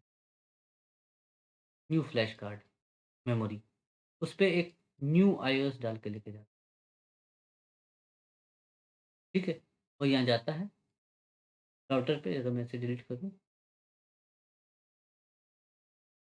तो राउटर पे जाता है, न्यू आईओएस लेके न्यू फ्लैश के साथ जाता है, ठीक है? और यहाँ ओल्ड फ्लैश लगा हुआ है, ओल्ड फ्लैश लगा हुआ है और ओल्ड आईओएस लगा हुआ है, ओल्ड फ्लैश लगा हुआ, ओल्ड आईओएस लगा, वो यहाँ जाता है, पहले यहाँ पे जाके प्री चेक करता है कि सब कुछ सही-सही चल रहा है, सारे लॉग्स वगैरह उठा के वो अपनी नॉक टीम को भेज देता है, या फिर खुद भी वेरीफाई कर लेता है कि सब कुछ एक्टिविटी ओके है कि नहीं, कुछ डाउन वगैरह तो नहीं है, कुछ सर्विसेज इम्पैक्ट तो है कि नहीं, ये सारी चीज़ें हम चेक कर लेते हैं, ठीक है? मैं भी करता था एक्टिविटी बहुत पहले, फील्ड पे मैं जाके भी ये करता था, ठीक है? मैनुअली, ठीक है? तो ठीक है, तो मैं चेक कर लेता था, नॉक टीम को भी भेजता, नॉक टीम भी चेक कर लेती थी, मैं भी चेक कर लेता था, सारी एक्टिविटी ओके है। फिर हम क्या करते थे, न्यू फ्लैश को इंसर्ट करते थे, पुरानी वाली निकाल देते थे। और पुरानी वाली निकाल के हम रखे रहते थे 1 वीक तक, कि अगर कुछ सर्विस इम्पैक्ट हुई तो वापस जाके पुरानी डाल देंगे। इसमें ओल्ड आईओएस ही रहता था। हो सकता है कि न्यू आईओएस हमने डाला है, 1 वीक के बाद कुछ ना कुछ इश्यूज़ आने लगे, तो इस वजह से हम 1 वीक तक होल्ड करके रखते थे, और कुछ ऐसा इश्यूज़ आए तो हमें फ़ोन आता था, एक काम करो जाके पुरानी वाली फिर से डाल दो, ठीक है? तो हमने न्यू आईओएस डाल दिया, पुरानी हट गई, राउटर को रिबूट कर दिया, ठीक है? राउटर को रिबूट कर दिया, तो न्यू आईओएस में अपग्रेड हो गया, क्योंकि एनवीरैम तो हमने हटाया नहीं, है ना? एनवीरैम में तो वही कॉन्फ़िगरेशन था, स्टार्टअप कॉन्फ़िगरेशन, वो पुरानी कॉन्फ़िगरेशन के साथ स्टार्ट हो गई। तो इस तरह की भी iOS अपग्रेडेशन हम लोग करते थे। अब क्यों करते थे? टीएफटीपी का ऑप्शन था, लेकिन फिर भी करते थे। था ये प्रोसेस, इंजीनियर को जाना है, जाके करना है, हमें काम से मतलब था। लेकिन यही बात है कि इसमें दिक्कत वही होती थी कि नाइट में हमें करनी पड़ती थी, 12 बजे के बाद हमारा प्लानिमेंट वगैरह मिलता था हमें। 12 बजे के बाद रात में जाके वहाँ राउटर पे काम करो। ख़ैर ठीक है, थोड़ा बहुत आपको जब तक हो रहा था, मैं थोड़ा बहुत आपको बता दिया। देखते हैं यहाँ कॉपी हुआ है कि नहीं। ठीक है, ये कॉपी हो गई है, तो टीएफटीपी फाइल पे चली गई है। तो टीएफटीपी पे जाके देखते हैं कि वो न्यू इमेज बोल के आया है कि नहीं आया है। तो टीएफटीपी पे न्यू इमेज बोल के जी हाँ, आ गया है। अब हमें वापस जो वर्ज़न चले, तो आप देख सकते हैं हमारा ये इमेज अभी चल रहा है, जो हमारा ओल्ड आईओएस है, और हमें नई वाली लानी है। फ्लैश कार्ड पे शो फ्लैश पे न्यू आईओएस अवेलेबल नहीं है, तो अभी हमें न्यू आईओएस को लेके आना पड़ेगा। उसके लिए करेंगे कॉपी। कहाँ से लाना है? टीएफटीपी से लाना है। कहाँ लाना है? फ्लैश कार्ड पे लाना है, फ्लैश मेमोरी। अच्छा, टीएफटीपी सर्वर का आईपी एड्रेस बता दें, हमें बता दिए। फ़ाइल का नाम बता दें, क्योंकि बहुत सारी फ़ाइल होती हैं। हमारे टीएफटीपी सर्वर पे फ़ाइल का क्या नाम है?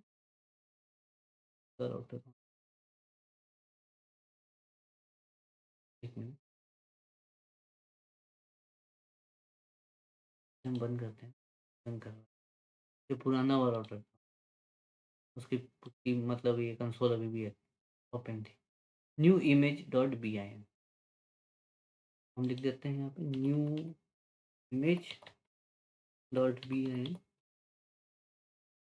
लिख लिया आपने? न्यू इमेज डॉट बीआईएन एंटर कर दिया। डेस्टिनेशन फाइल नेम क्या रखना है? यही रखना चाहते हैं कि चेंज करना चाहते हैं? अभी फ़िलहाल हम यही रख देते हैं, क्योंकि हमको समझ में आ जाएगा कि iOS अपग्रेड हुआ है कि नहीं। ठीक है, आपने देख लिया पुराना iOS चल रहा था, न्यू iOS है। तो इसे कॉपी होने देते हैं।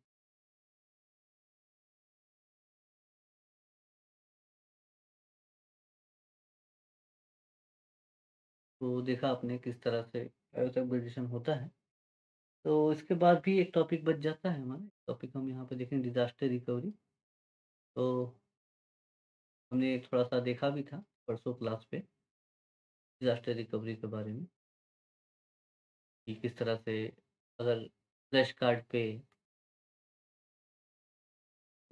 पे अगर आईओएस ही डिलीट हो जाए, आपने हटा दिया है और राउटर आपने रिबूट कर दिया है, राउटर किसी कारण रिबूट हो गया है, तो आपके रैम जब जाएगा फ्लैश के पास तो उसको आईओएस मिलेगा ही नहीं, तो रोम का जो बायोस है, वो अपना रोमन मोड स्टार्ट कर देगा और रोमन मोड खुल जाएगा। रोमन मोड खुलने के बाद अब आपको वापस से आईओएस डालना है, ठीक है? तो आईओएस डालना है, तो आईओएस डालने के लिए आप एक काम ये भी कर सकते हो कि आप इंजीनियर को फ़ोन करो कि भाई एक नया फ्लैश कार्ड लेके आओ, उस पे मैं तुमको लिंक दे रहा हूँ, उसे डाउनलोड कर दो आईओएस को डाउनलोड कर दो और डाउनलोड करके सीधे-सीधे जाके राउटर पे लगा दो, ठीक है? राउटर पे जाके लगा दो। या फिर बहुत सारे इंजीनियर्स के पास आपको अपने जो इंजीनियर्स हैं, उनके पास आपको फ्लैश कार्ड दे के रहना पड़ेगा। फ्लैश मेमोरी होनी चाहिए सबके पास, कि फ्लैश मेमोरी जल्दी मिलती नहीं है मार्केट, ठीक है? तो ऐसे केसेस अगर हो जाए तो फ्लैश मेमोरी इंजीनियर वगैरह को देना पड़ेगा, उसको आईओएस का न्यू आईओएस फाइल देनी पड़ेगी, फिर वो डाउनलोड करेगा, फिर वो साइट पे जाएगा, पुरानी फ्लैश मेमोरी निकाल देगा और नई फ्लैश मेमोरी लगा देगा। तो राउटर को फिर रिबूट दे देगा, तो राउटर फिर से आपका आईओएस के साथ स्टार्ट हो जाएगा। ये भी एक्टिविटी कर सकते हैं, लेकिन हमको यहाँ जो देखना है कि रिमोटली आजकल ज़्यादा काम होना स्टार्ट हो गया है। पहले के टाइम में था कि चलो भाई इंजीनियर दौड़ रहा है फील्ड पे, लेकिन आजकल ये हो गया कि इस टाइप की सिचुएशन होती है, तो आप राउटर पे क्या करते हो कि डिज़ास्टर रिकवरी करते हो। डिज़ास्टर रिकवरी कुछ इस तरह से होगा जैसे ही रोमन मोड पे ये स्टार्ट हो जाएगा, ठीक है? तो हम रोमन मोड पे कुछ कॉन्फ़िगरेशन करेंगे, जिससे ये राउटर जो है R1 राउटर, ठीक है? ये एक होस्ट बन जाएगा और ये होस्ट बनकर आपके टीएफटीपी सर्वर को कॉन्टैक्ट करेगा और टीएफटीपी सर्वर से आपका इमेज को ले आएगा। कहाँ ले आएगा? फ्लैश पे ले आएगा। जब ये फ्लैश पे ले आएगा, तो फिर आप इसे जब रिबूट कर दोगे, तो वापस से राउटर iOS के साथ स्टार्ट हो जाएगा, ठीक है? तो रोमन मोड पे जाके भी आप कुछ ऐसी कॉन्फ़िगरेशन कर सकते हो कि राउटर आपका R1 राउटर जो भी है, वो आपको डायरेक्ट टीएफटीपी सर्वर से कॉन्टैक्ट, दौड़-भाग वाली झमेला खत्म, समझे? कि आप रोमन मोड पे हैं। रोमन मोड यानी आपके पास कोई भी iOS है ही नहीं। जब iOS ही नहीं है तो कमांड क्या चलाओगे, ठीक है? एनवीरैम में तो आपकी फ़ाइल है, एनवीरैम में आपकी स्टार्टअप कॉन्फ़िगरेशन तो है, ये कोई मतलब नहीं है उससे, बिकॉज़ iOS ही नहीं है। iOS ही नहीं है तो फिर भाई कॉन्फ़िगरेशन को कहाँ डालोगे? किस iOS में डालोगे? iOS है ही नहीं आपके पास। तो रिमोटली ये चीज़ें हो सके, तो इसके लिए डिज़ास्टर रिकवरी प्रोसेस बनाया गया है। और यहाँ पे नोट करने वाली बात है, जब हम रोमन मोड पे कॉन्फ़िगरेशन करके जब iOS को हम मँगवाएँगे टीएफटीपी से, उस समय आपका ये राउटर है, ये एक एंड डिवाइस की तरह काम करेगा, यानी होस्ट की तरह काम करेगा। एंड डिवाइस की तरह या होस्ट की तरह काम, राउटर आपका इंटरमीडिएट डिवाइस है, मैंने आपको बताया। एंड डिवाइस कंप्यूटर है, लैपटॉप्स हैं, मोबाइल हैं, है ना? ये आपके एंड डिवाइसेज़ हैं। तो राउटर आपका एंड डिवाइस की तरह काम करेगा। राउटर एक होस्ट की तरह काम करेगा और टीएफटीपी सर्वर को रिक्वेस्ट करेगा और यहाँ से टीएफटीपी सर्वर उसे उसके बिहाफ़ में रिप्लाई करेगा। रिप्लाई करेगा तो पूरे iOS राउटर के फ्लैश पे आ जाएँगे। राउटर को रिबूट कर देंगे, डिज़ास्टर रिकवरी हो जाएगी। अभी आपका होस्ट वाला कांसेप्ट क्लियर नहीं हुआ होगा, एंड डिवाइस कैसे बन जाएगा, तो अभी देखेंगे तो आपको ये भी क्लियर हो जाएगा। देखते हैं हमारा फाइल कॉपी हुआ है कि ये देख सकते हैं कॉपी हो गया है कंप्लीट। तो शो फ्लैश करते हैं, तो देख सकते हैं कि 2 iOS हैं हमारे पास, एक पुराना वाला और एक नया वाला जो हमने लिया है, ठीक है? और अभी जो चल रहा है तो शो वर्ज़न करेंगे,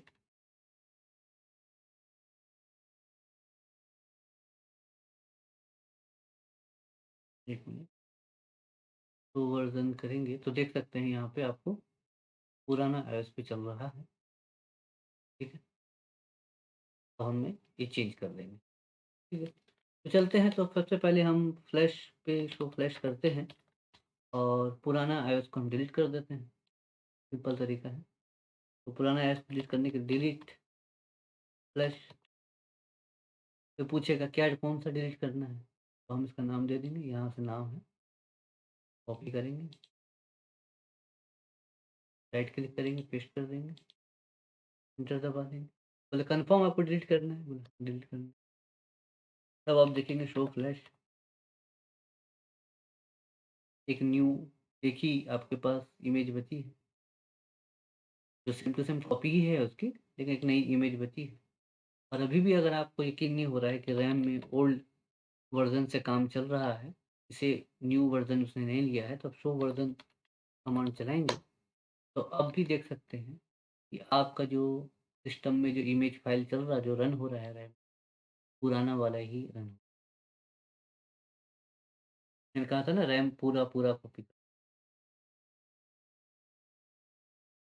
ठीक है? अभी भी रन हो रहा है लेकिन पुराना इमेज से रन हो रहा है। अरे फ्लैश से तो मैंने हटा दिया, ठीक है? अब अगर राउटर को हम रीलोड कर दें, कर देते हैं, कन्फर्म कर देते हैं, रीलोड होने देते हैं।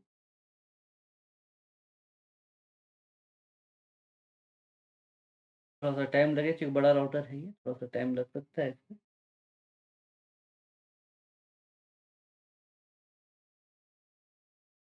ये हो गया, अब आप देखो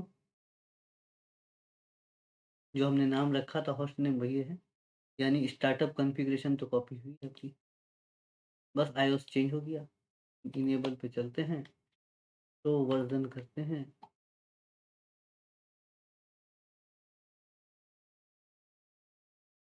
यहाँ पे चेंज हो जाना चाहिए था। अच्छा ये फिर उसके अंदर का फ़ाइल है ना, इसी का नाम वो दिखा रहा है। ऐसा ये दिखा रहा है लेकिन आपका जो फ़ाइल है, ये कुछ नाम दिखाता है यहाँ और अच्छा रहता।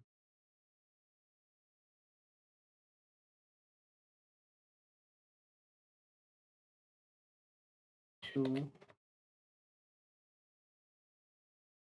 उनके बाद कुछ रनिंग कॉन्फ़िग है, ये कुछ वर्ज़न वगैरह कुछ नाम दिखाता है तो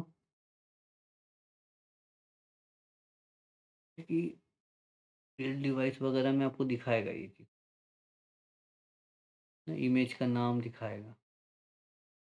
हाँ, पे चूँकि इसलिए वो पुराना वाला ही मतलब वो जो हमारा न्यू इमेज है, के अंदर नाम वही लिखा है, क्योंकि उसी की कॉपी है ना ये, उसी की कॉपी हमने बनाई है। तो उसने जब एक्सट्रैक्ट किया है, ठीक है? System image file is put flash उसने जब एक्सट्रैक्ट किया है तो इसी नाम से कर लिया है। इसके अंदर ये फाइल लिखा होगा नाम, न्यू इमेज के अंदर क्योंकि हमने कॉपी एज़ इट इज़ बनाया था। तो फ्लैश करेंगे, तो देख सकते हैं यहाँ पे न्यू इमेज की एक है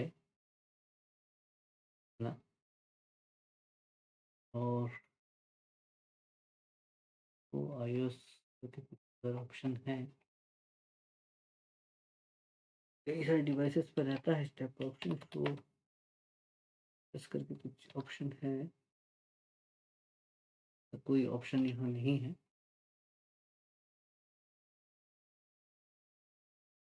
बहरहाल ये ठीक है, तो ये आपका iOS अपग्रेड हो गया है ना? अगर मान लो आपको कन्फ्यूज़न लग रहा है कि नहीं ये तो पुराना ही इमेज है, ऐसा नहीं है। ये रियल में आपका iOS अपग्रेड हो गया है। पर यहाँ पे न्यू इमेज की जगह में एक्चुअली क्या है कि मैं क्या बताना चाह रहा हूँ आपको, कि ऐसा क्यों दिखा रहा है? आपने भले ही उसका नाम न्यू इमेज नाम से सेव कर दिया, ठीक है? इस फ़ाइल का नाम। लेकिन जब भी आप iOS को या ऑपरेटिंग सिस्टम ऊपर कुछ भी नाम से सेव कर दो, अंदर जब उसको एक्सट्रैक्ट करते हो, आपको यही उसका जो अंदर का नाम है, यही नाम है ना? अंदर जो नाम है, वो यही नाम है। वो नाम वापस आ गया। समझ रहे हो? तो यही चीज़ें हो रही हैं। आपने ऊपर का नाम तो चेंज कर दिया लेकिन अंदर जो एक्सट्रैक्ट किया है, एक्सट्रैक्ट करने के बाद जो iOS का जो एक्चुअल नाम है, वो वही नाम आ गया है, जो आपको दिखा रहा है। सेम ही चीज़, ठीक है? तो iOS अपग्रेड हो गया है ये। अब देखो मेरे पास और कोई ऑप्शन नहीं है कि आपको iOS अपग्रेडेशन दिखा दूँ, क्योंकि मैं आपको जब बता रहा हूँ कि अपग्रेड हो गया है, इस वजह से बता कॉन्फिडेंटली मैं बता रहा हूँ, थोड़ा यकीन कर लो, क्योंकि मैं खुद iOS अपग्रेड करता था, ठीक है? नेटवर्क डिवाइस पे मैं जा के फील्ड पे भी करता था और मेरी टीम भी जाती थी, ठीक है? उससे भी मैं करवाता था, तो ये सारी चीज़ें मैं करता था। मुझे पता है कि ऐसे करने से हो जाता है। तो ये वाक़ई हो गया है, आप थोड़ा यकीन कर लेना। फिर भी मैं कुछ कोशिश करके देखता हूँ कि packet tracer actually packet tracer में कुछ कमांड्स बहुत सारी कमांड्स नहीं चलती है, ठीक है? दिखाने के लिए बहुत सारी कमांड्स यहाँ नहीं चलती है, वरना तो मैं आपको दिखा देता कि भाई ये देखो ये अलग है, ये अलग था, ठीक है? बहुत सारी कमांड्स यहाँ नहीं चलती है, इसलिए सॉरी फॉर दैट। आप थोड़ा यकीन कर लो कि मैं जो बता रहा हूँ सही बता रहा हूँ, ठीक है? ओके। तो देख लिया हमने iOS अपग्रेडेशन वगैरह देख लिया। अब थोड़ा डिज़ास्टर रिकवरी देख रहे हैं। तो डिज़ास्टर रिकवरी, ठीक है? ओके।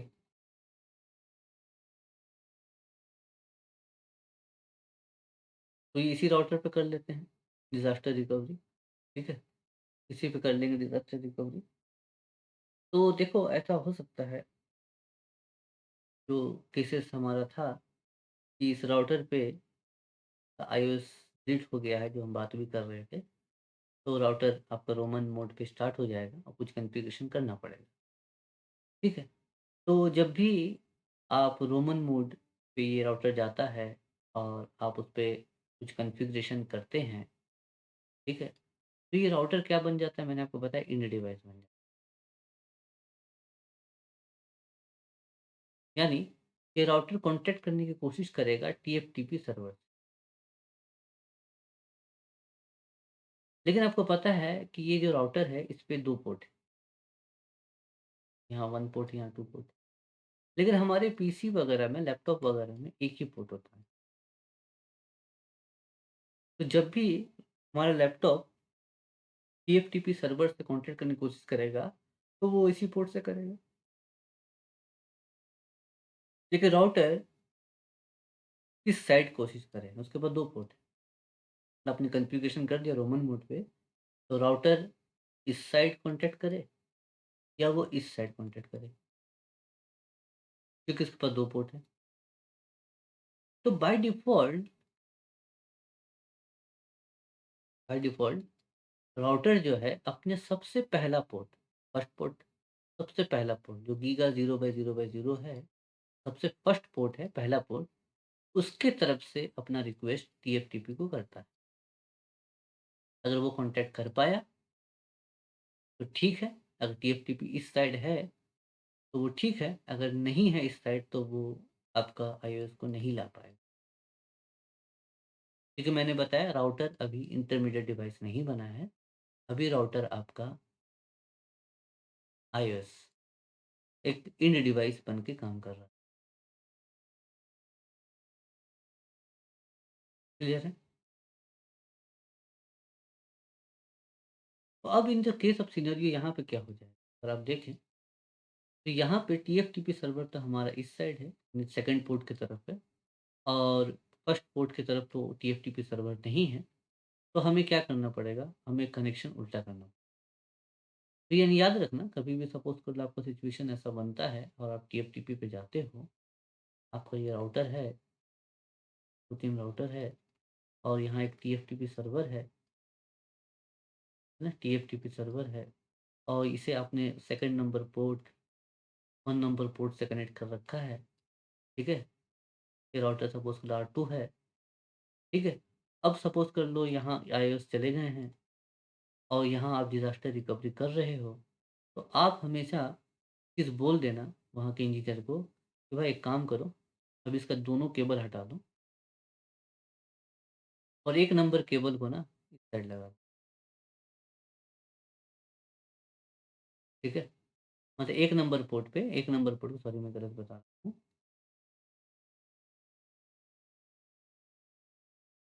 जैसे कि राउटर था, ये 2 नंबर पोर्ट था, ये 1 नंबर पोर्ट था, R2 राउटर था।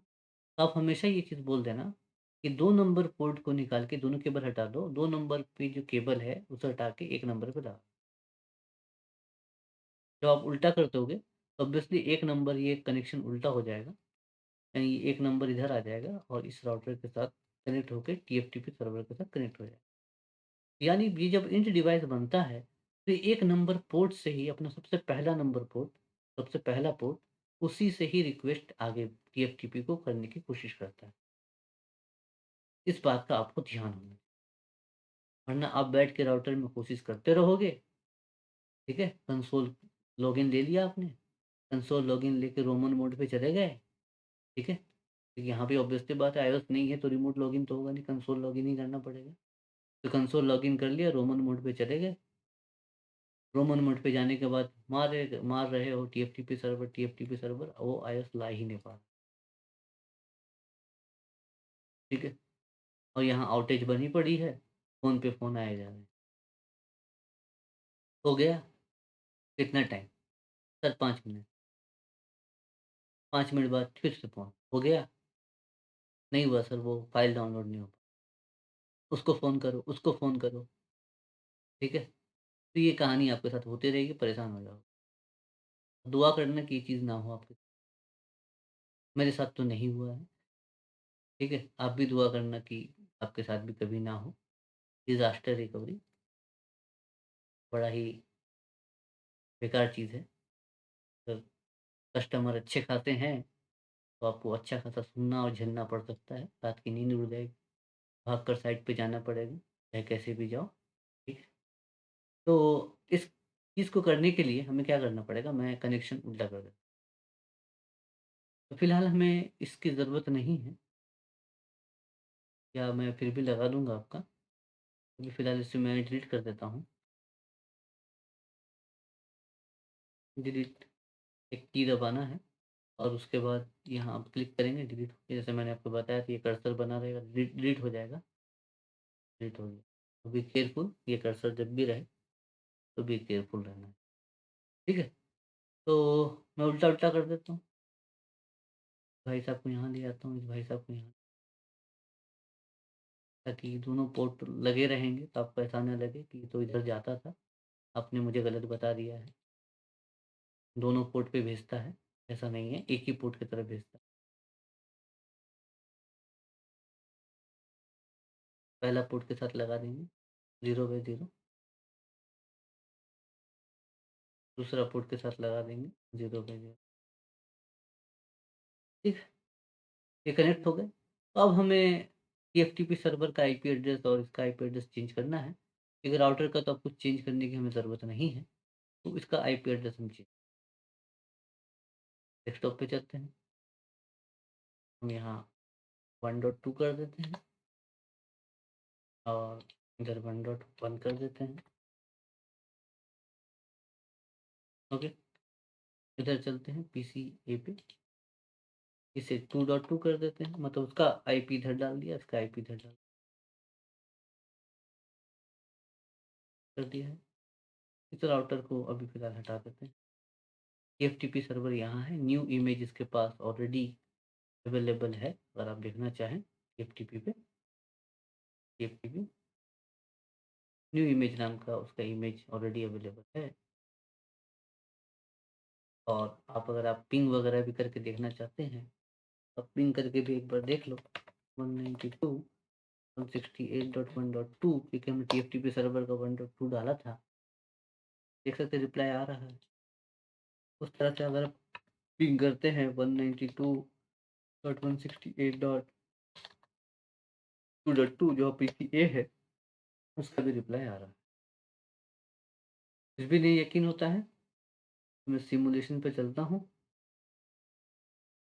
और यहाँ जाकर मैं आपको पिंग कर देता हूँ 1.2 तो आप देख सकते हैं, थोड़ा सा आगे बढ़ें, एक मैसेज गया, ये कौन सा है? आईसीएमपी देख सकते हैं, आईसीएमपी मैसेज जा रहा है, इधर से जा रहा है, उधर से आ रहा है, ठीक है?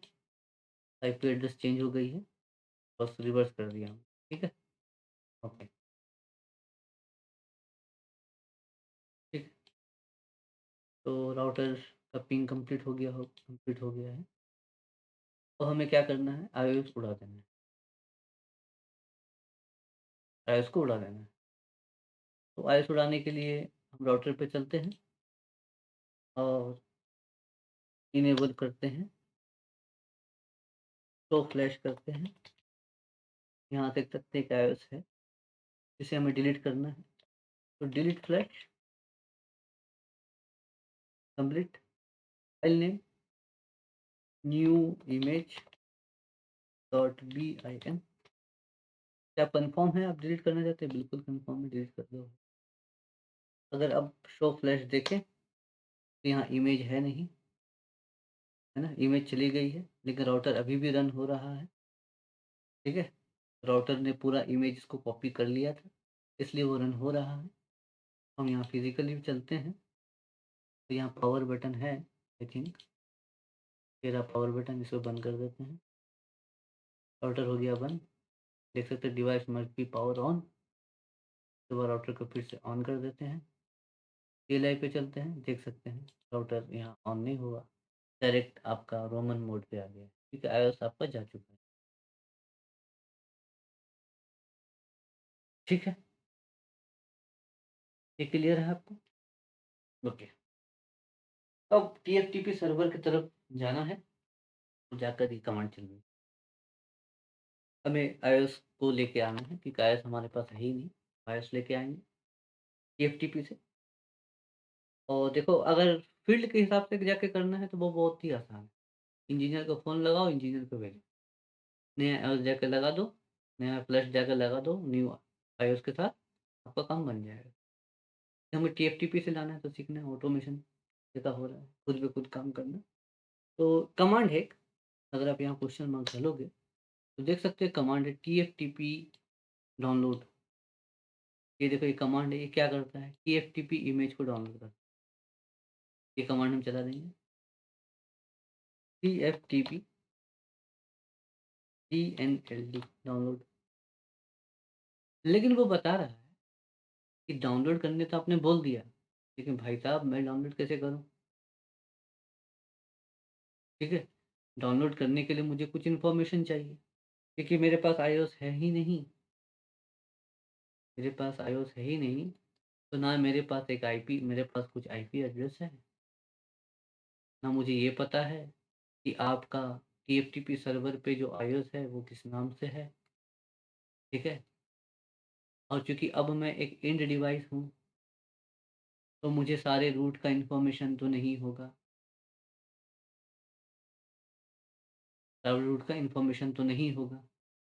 तो या तो मुझे किसी राउटर से कनेक्ट कर दिया है आपने, राउटर से कनेक्ट कर दिया है, जैसे हम बता दें केस, है ना? ये सपोज़ करो 4 राउटर थे, एक टीएफटीपी सर्वर, ये राउटर चला गया था, ठीक है? इसका 1 नंबर पोर्ट था, 2 नंबर पोर्ट था, आपने रिवर्स कर दिया, है ना? 2 नंबर को उठा के यहाँ 1 पे लगा दिया। ये आपका राउटर चला गया था जो R2 था, ये बोलेगा कि भाई मैं तो अब एंड डिवाइस हूँ, मुझे रूट का कोई इन्फॉर्मेशन नहीं है। क्यों नहीं है? क्योंकि मेरे पास सब कुछ जा चुका है, मेरा iOS ही जा चुका है। ऑपरेटिंग सिस्टम ही चला गया, तो क्या बचा उसका? कुछ नहीं बचा। तो मैं अब तो एंड डिवाइस हूँ, क्योंकि एंड डिवाइस हूँ तो अगर आपका टीएफटीपी सर्वर किसी और नेटवर्क पे है, आप मुझे एक आईपी एड्रेस देंगे सबसे पहले, ठीक है? आईपी एड्रेस तो आप मुझे असाइन करेंगे मेरे पोर्ट पे, और जो पोर्ट पे आप करोगे वो 1 नंबर ही पोर्ट होता है, ठीक है? यहाँ ऑप्शन देगा आपको आईपी एड्रेस असाइन कर, आईपी एड्रेस आपको असाइन करना, देख सकते हो। वो बोला ना टीएफटीपी डाउनलोड, मुझे कुछ नहीं पता, मुझे कुछ इन्फॉर्मेशन डालो। क्या-क्या डालूँ? आईपी एड्रेस, मुझे एक आईपी एड्रेस दो। तो आईपी एड्रेस हम राउटर का नहीं देते हैं। आईपी एड्रेस हम किसी न किसी पोर्ट पे देते हैं। इस पे तो 2 पोर्ट हैं। तो ये जो आईपी एड्रेस डाल रहे हो, ये 1 नंबर पोर्ट के लिए डाल रहे हो। ये कम्युनिकेशन करना है ना। दूसरा बात मुझे सबनेट मास्क दे दो, क्योंकि आईपी एड्रेस बिना सबनेट मास्क का कोई मतलब नहीं। आप इन डिवाइस पे भी कंप्यूटर वगैरह पे भी जब भी करते थे, आईपी एड्रेस तो आप सबनेट मास्क भी देते थे। ये बताते थे कि ये सारा नेटवर्क आपके सेम नेटवर्क पे है, आईपीज़, ठीक है? फिर आपको ये डिफ़ॉल्ट गेटवे भी माँगता है। डिफ़ॉल्ट गेटवे क्यों माँग रहा है? इन डिवाइस है, राउटर नहीं है। राउटर कभी आपको डिफ़ॉल्ट गेटवे नहीं माँगेगा। इन डिवाइस डिफ़ॉल्ट गेटवे क्यों माँगता है? वो इसलिए माँग रहा है कि अगर टीएफटीपी सर्वर का आईपी एड्रेस किसी और नेटवर्क पे है, किसी और नेटवर्क पे है ना? अभी राउटर लगे हैं तो ये कोई और नेटवर्क होगा। तो कोई और नेटवर्क पे है, तो आप मुझे जो जिस साइड जानी है, तो पहला नंबर पोर्ट से उसको कनेक्ट कर दो, उस राउटर को, क्योंकि मेरा एक ही पोर्ट अभी फ़िलहाल एक्टिव है क्योंकि मैं इन डिवाइस हूँ। तो पहला पोर्ट से मैं राउटर कनेक्ट कर दूँ और इस राउटर को मेरे लिए डिफ़ॉल्ट गेटवे बना दो, क्योंकि मैं अभी इन डिवाइस की तरह एक्ट करूँगा, ना कि मैं राउटर की तरह। यानी जो पहला राउटर टीएफटीपी सर्वर की तरफ से इस राउटर का होगा, वो आपका डिफ़ॉल्ट गेटवे आपको यहाँ देना पड़ेगा। बता था ना इन डिवाइस इसलिए डिफ़ॉल्ट गेटवे माँग रहा है वो, ठीक है? डिफ़ॉल्ट गेटवे दे दिया आपने, अपना आईपी एड्रेस ले लिया, ठीक है? लेकिन हमारे केस पे क्या है? अगर मैं इसको थोड़ा-सा और भी बता देता हूँ, चलो आगे फिर अपना अपना केस बताता हूँ। फिर वो आपसे टीएफटीपी सर्वर का आईपी एड्रेस माँग रहा है, क्योंकि वो बनाएगा एक पैकेट, पे लिखेगा अपना आईपी एड्रेस जो आपने उसको दिया है, 192.168.1.1, ठीक है? जाना कहाँ है, कोई और आईपी एड्रेस सपोज़ कर लो हो, कोई दूसरा नेटवर्क हो, जहाँ उसे जाना है 2.2, राइट? ये दोनों डिफरेंट नेटवर्क में है, क्यों पता चल जाएगा? Subnet mask. तो अगर ऐसा कुछ है कि आपका टीएफटीपी सर्वर किसी और नेटवर्क पे है, राउटर किसी और नेटवर्क, जनरली यही होगा, क्योंकि राउटर और टीएफ हर राउटर के साथ टीएफटीपी सर्वर तो नहीं लगा। टीएफटीपी सर्वर किसी डाटा सेंटर पे लगा होगा। ऑब्वियसली बात है ये किसी और नेटवर्क पे होगा और ये सब कोई और नेटवर्क पे, है ना? तो जनरली इन द केस क्या होगा कि और नेटवर्क पे होगा। और नेटवर्क पे होगा तो वो क्या लगाएगा? आईपी एड्रेस अपना जो आपने दे दिया। टीएफटीपी सर्वर का आईपी एड्रेस लगा, तो किसी और नेटवर्क पे होगा। क्योंकि अब ये एक एंड डिवाइस है, ये एक एंड डिवाइस है, तो इसे दूसरे नेटवर्क पे भेजने के लिए एक डिफ़ॉल्ट राउटर की ज़रूरत है, जिसे वो आर्क करेगा, इसका मैक एड्रेस लेके आएगा, अपना ईथरनेट हेडर पे लगाएगा, इसे भेजेगा, ये देखेगा अच्छा ये तो पैकेट मेरे लिए था प्रेम, मैंने देख लिया, अच्छा इसे जाना कहाँ है? मेरे पास नहीं जाना, अच्छा ये है, इसको जाना कहाँ है? टीएफटीपी सर्वर का आईपी फॉरवर्ड कर, राइट? सामने वाला राउटर भी फिर वैसे ही करेगा, क्योंकि ये मैक एड्रेस ईथरनेट हेडर पे क्या लगाएगा? इसका लगाएगा, इस इंटरफ़ेस का। तो ये भी बोलेगा अच्छा फ्रेम रिसीव हुआ, आगे देखता हूँ। सोर्स आईपी एड्रेस अच्छा कहीं और का है, डेस्टिनेशन कहीं और का है, अच्छा इसे कहीं और जाना है, आगे फॉरवर्ड करो। क्योंकि इसमें तो राउटिंग हो रखी होगी, ये लोग तो रूट जानते होंगे ना, ये तो भूल गया ना, ये तो भूल ही गया कि मैं राउटर हूँ। ये बोल रहा है भाई मैं तो इंड डिवाइस हूँ, आईओएस चला गया इसका, याददाश्त चली गई इसकी, ठीक है? लेकिन हमारे सिनेरियो पे क्या है, हम बहुत सिंपल लैब कर रहे हैं। हमारे सिनेरियो पे जो टीएफटीपी सर्वर है वो डायरेक्ट लगा हुआ है ना? डायरेक्ट लगा हुआ है। तो कोई डिफ़ॉल्ट गेटवे की टेंशन नहीं। ये डिफ़ॉल्ट गेटवे का एक आईपी एड्रेस डाल देंगे, लेकिन ऐसा कोई कंपल्सरी नहीं है कि डिफ़ॉल्ट गेटवे आप कुछ भी डाल दो यहाँ आईपी एड्रेस, कोई मतलब नहीं होता। उसी नेटवर्क का कुछ भी एक डाल देना। बिकॉज़ ये जब आईपी एड्रेस और सबनेट मास्क से देखेगा आपका राउटर तो समझ जाएगा कि मैं डायरेक्टली मैक आर्प कर सकता हूँ, आर्प करके मैं मैक एड्रेस पता कर सकता हूँ और डायरेक्ट भेजना है, क्योंकि टीएफटीपी जो सर्वर है मेरा सेम नेटवर्क पे है। ठीक, ओके। लेकिन कभी भी अगर ऐसा केसेस हो और यदि टीएफटीपी सर्वर आपका दूसरे ही नेटवर्क पे होता है, तो आपको ये इस बात का ध्यान रखना है, जो आप आईपी एड्रेस यहाँ डालते हैं, वो आपके राउटर के सबसे पहला वाला पोर्ट पे डालते हैं, क्योंकि यही पोर्ट आपका एक्टिव करता है। ठीक है? बाकी सारे पोर्ट को भूल जाता है वो, because he it acts as a and device. ये बात थोड़ा-सा आप प्रैक्टिकली जब भी करो फील्ड पे, इस बात का थोड़ा-सा ध्यान रखना, ठीक है? केबल खोलना और देखना, पूछना कि टीएफटीपी सर्वर किस इंटरफ़ेस में किस जगह पड़ेगा, वो आपको बता देंगे। आपको पता भी होगा इस साइड पड़ेगा, टोपोलॉजी डायग्राम वगैरह देते हैं, ठीक है? तो वो बोलेंगे कि भाई केबल उठा के सीधा-सीधा 1 नंबर पे लगा दो। 2 नंबर केबल उठा के 1 नंबर पे लगा, फिर एक्टिविटी करो, कोई दिक्कत नहीं। ओके, ठीक, क्रिएट करते हैं। तो मँगवाते हैं, हमारे पास आईओएस नहीं है, टीएफटीपी सर्वर है, टीएफटीपी सर्वर से हम मँगवा लेते हैं, ठीक है? तो आईपी एड्रेस सिंपल कॉपी करो, यहाँ जाओ, पेस्ट करो, ठीक है? आईपी एड्रेस आपको देना है, वर्ल्ड टू भी दबा के दे सकते हो, 192.168.1.1 क्यों 1.1? इसका आईपी एड्रेस 1.1 है, ये 1.2 पे ही है, एंटर। फिर क्या है? सबनेट मास्क कॉपी करो, पेस्ट करो, इक्वल टू दबाओ, 255.255.255.0, ठीक। फिर डिफ़ॉल्ट गेटवे, यहाँ चूँकि ज़रूरत नहीं है, लेकिन चूँकि यहाँ डालना ही डालना पड़ेगा, तो डिफ़ॉल्ट गेटवे हम उसी का डाल देते हैं, 192.1 तुम ही हो डिफ़ॉल्ट गेटवे। चलो, क्योंकि बात यहाँ डिफ़ॉल्ट गेटवे तक जाने वाली थी, कि जो टीएफटीपी सर्वर का जब आईपी एड्रेस वो देखेगा, तो चूँकि वो सेम नेटवर्क पे है, तो डिफ़ॉल्ट गेटवे कोई काम ही नहीं। TFTP server IP address 192.168.1.2, TFTP file name copy, paste, equal, file का नेम क्या है? टीएफटीपी, देख लो अगर देखना चाहते हो फिर। पोर्ट देखो अनसेट पड़े हैं ना, आईओएस नहीं है तो कुछ भी नहीं होगा, पोर्ट वगैरह अपने ही आएँगे। टीएफटीपी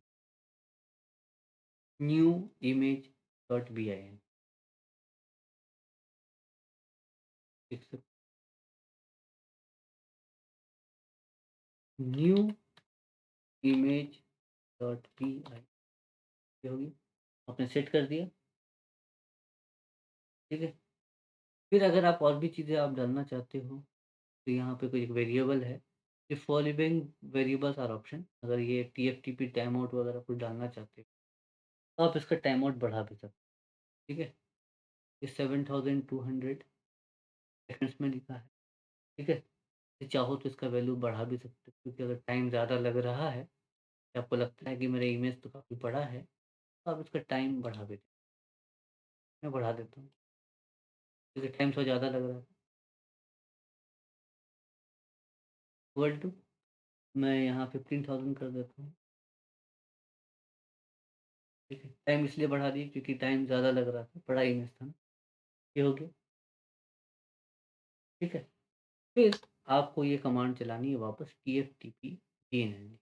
इसको चलाने से पहले मैं एक बार यहाँ एक बार सिमुलेशन मोड ऑन कर देता हूँ,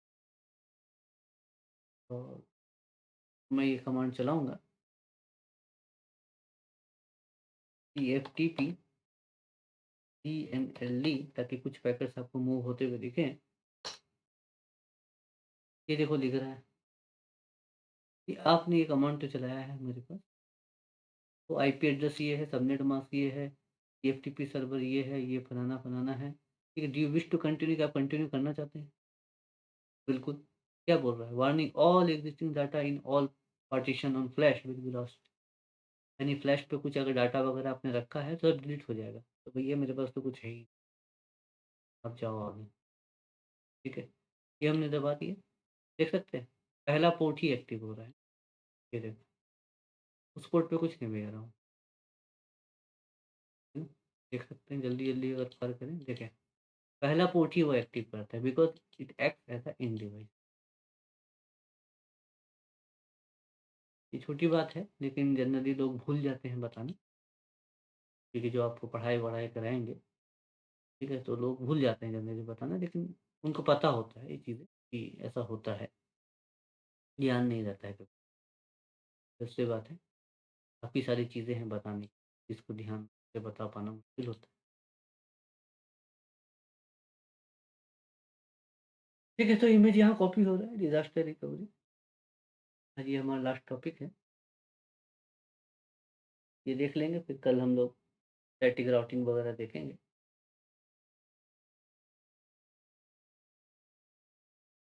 कमेंट्स वगैरह करो आप, कुछ डाउट्स वगैरह रहे तो कोई दिक्कत नहीं है, ठीक है, देख लेंगे हम लोग।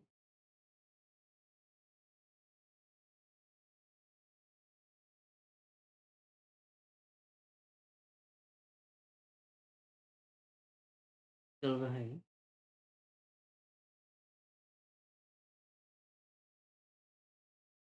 देख रहे हैं यहाँ पे ग्रीन-ग्रीन ब्लिंक हो रहा है। डाटा ट्रांसफर देखिए शटडाउन हो गया है, मतलब डाट आ गया इमेज। ये क्या हो रहा है?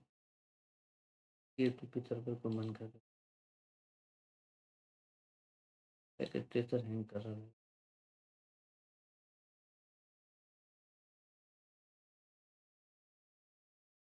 पैकेट ट्रेसर पर हैंग, क्या आपने iOS मंगा लिया है? लैपटॉप पता नहीं आज थोड़ा दिक्कत कर रहा है, आज थोड़ा-सा दिक्कत है, थोड़ा सेटिंग में जाके देखना पड़ेगा। भाई अब लास्ट टाइम में मत फँस जाए यार।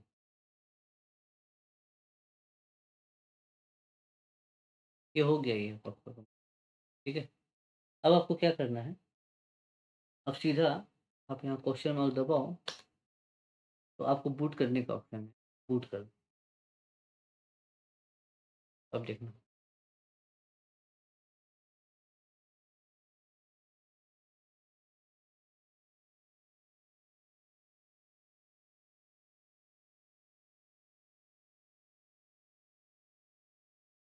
देखता हूँ मैं लैपटॉप में क्या पता नहीं क्या इश्यू हुआ, रुकना, तो हो गया।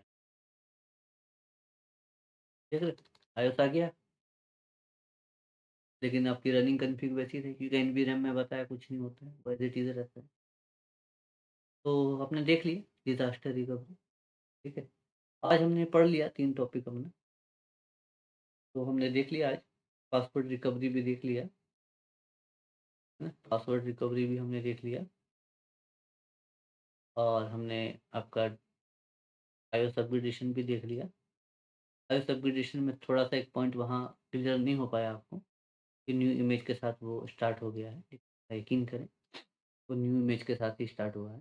प्रोसीजर वही है कि वहाँ पे आपका फ़ाइल नेम कुछ और रहेगा, अंदर एक्सट्रैक्टेड जो फ़ाइल रहेंगे, वर्ज़न मान लो ये 12 है और पहले आपका वर्ज़न 11 चल रहा था iOS का, तो वर्ज़न 11 लिखा रहेगा वहाँ पे, एक्सट्रैक्शन फ़ाइल पे और एक्सटेंशन फ़ाइल पे वर्ज़न 12 लिखा रहेगा, ठीक है? तो आपको समझ में आ जाएगा वहाँ पे, तो प्रोसीजर वही रहेगा, ऐसा नहीं है कि मैंने कुछ गलत बता दिया आपको। iOS अपग्रेडेशन भी हमने देख लिया, डिज़ास्टर रिकवरी देख ली, ठीक है? आज ये 3 चीज़ें देख लिया हमने, तो कुछ प्रैक्टिकल्स हो गए हैं। टेलनेट एसएसएच भी हमने बता दिया, है ना? टेलनेट एसएसएच हमने कल के क्लास में देख लिया था और हमने कॉन्फ़िग बैकअप भी देख लिया। ये थोड़ी-सी चीज़ें हैं, तो आप थोड़ा प्रैक्टिस करो, लैब करो, कुछ डाउट वगैरह हो तो आप कमेंट करो, ठीक है? तो आज का क्लास यहाँ क्लोज़ करते हैं, तो कल हम स्टैटिक राउटिंग पे आ जाएँगे, स्टैटिक राउटिंग देख लेंगे, क्योंकि राउटिंग थोड़ा देखना ज़रूरी है, आगे प्रोटोकॉल्स वगैरह कवर करेंगे, ठीक है? ओके, तो take care, bye bye, have a great day, good night.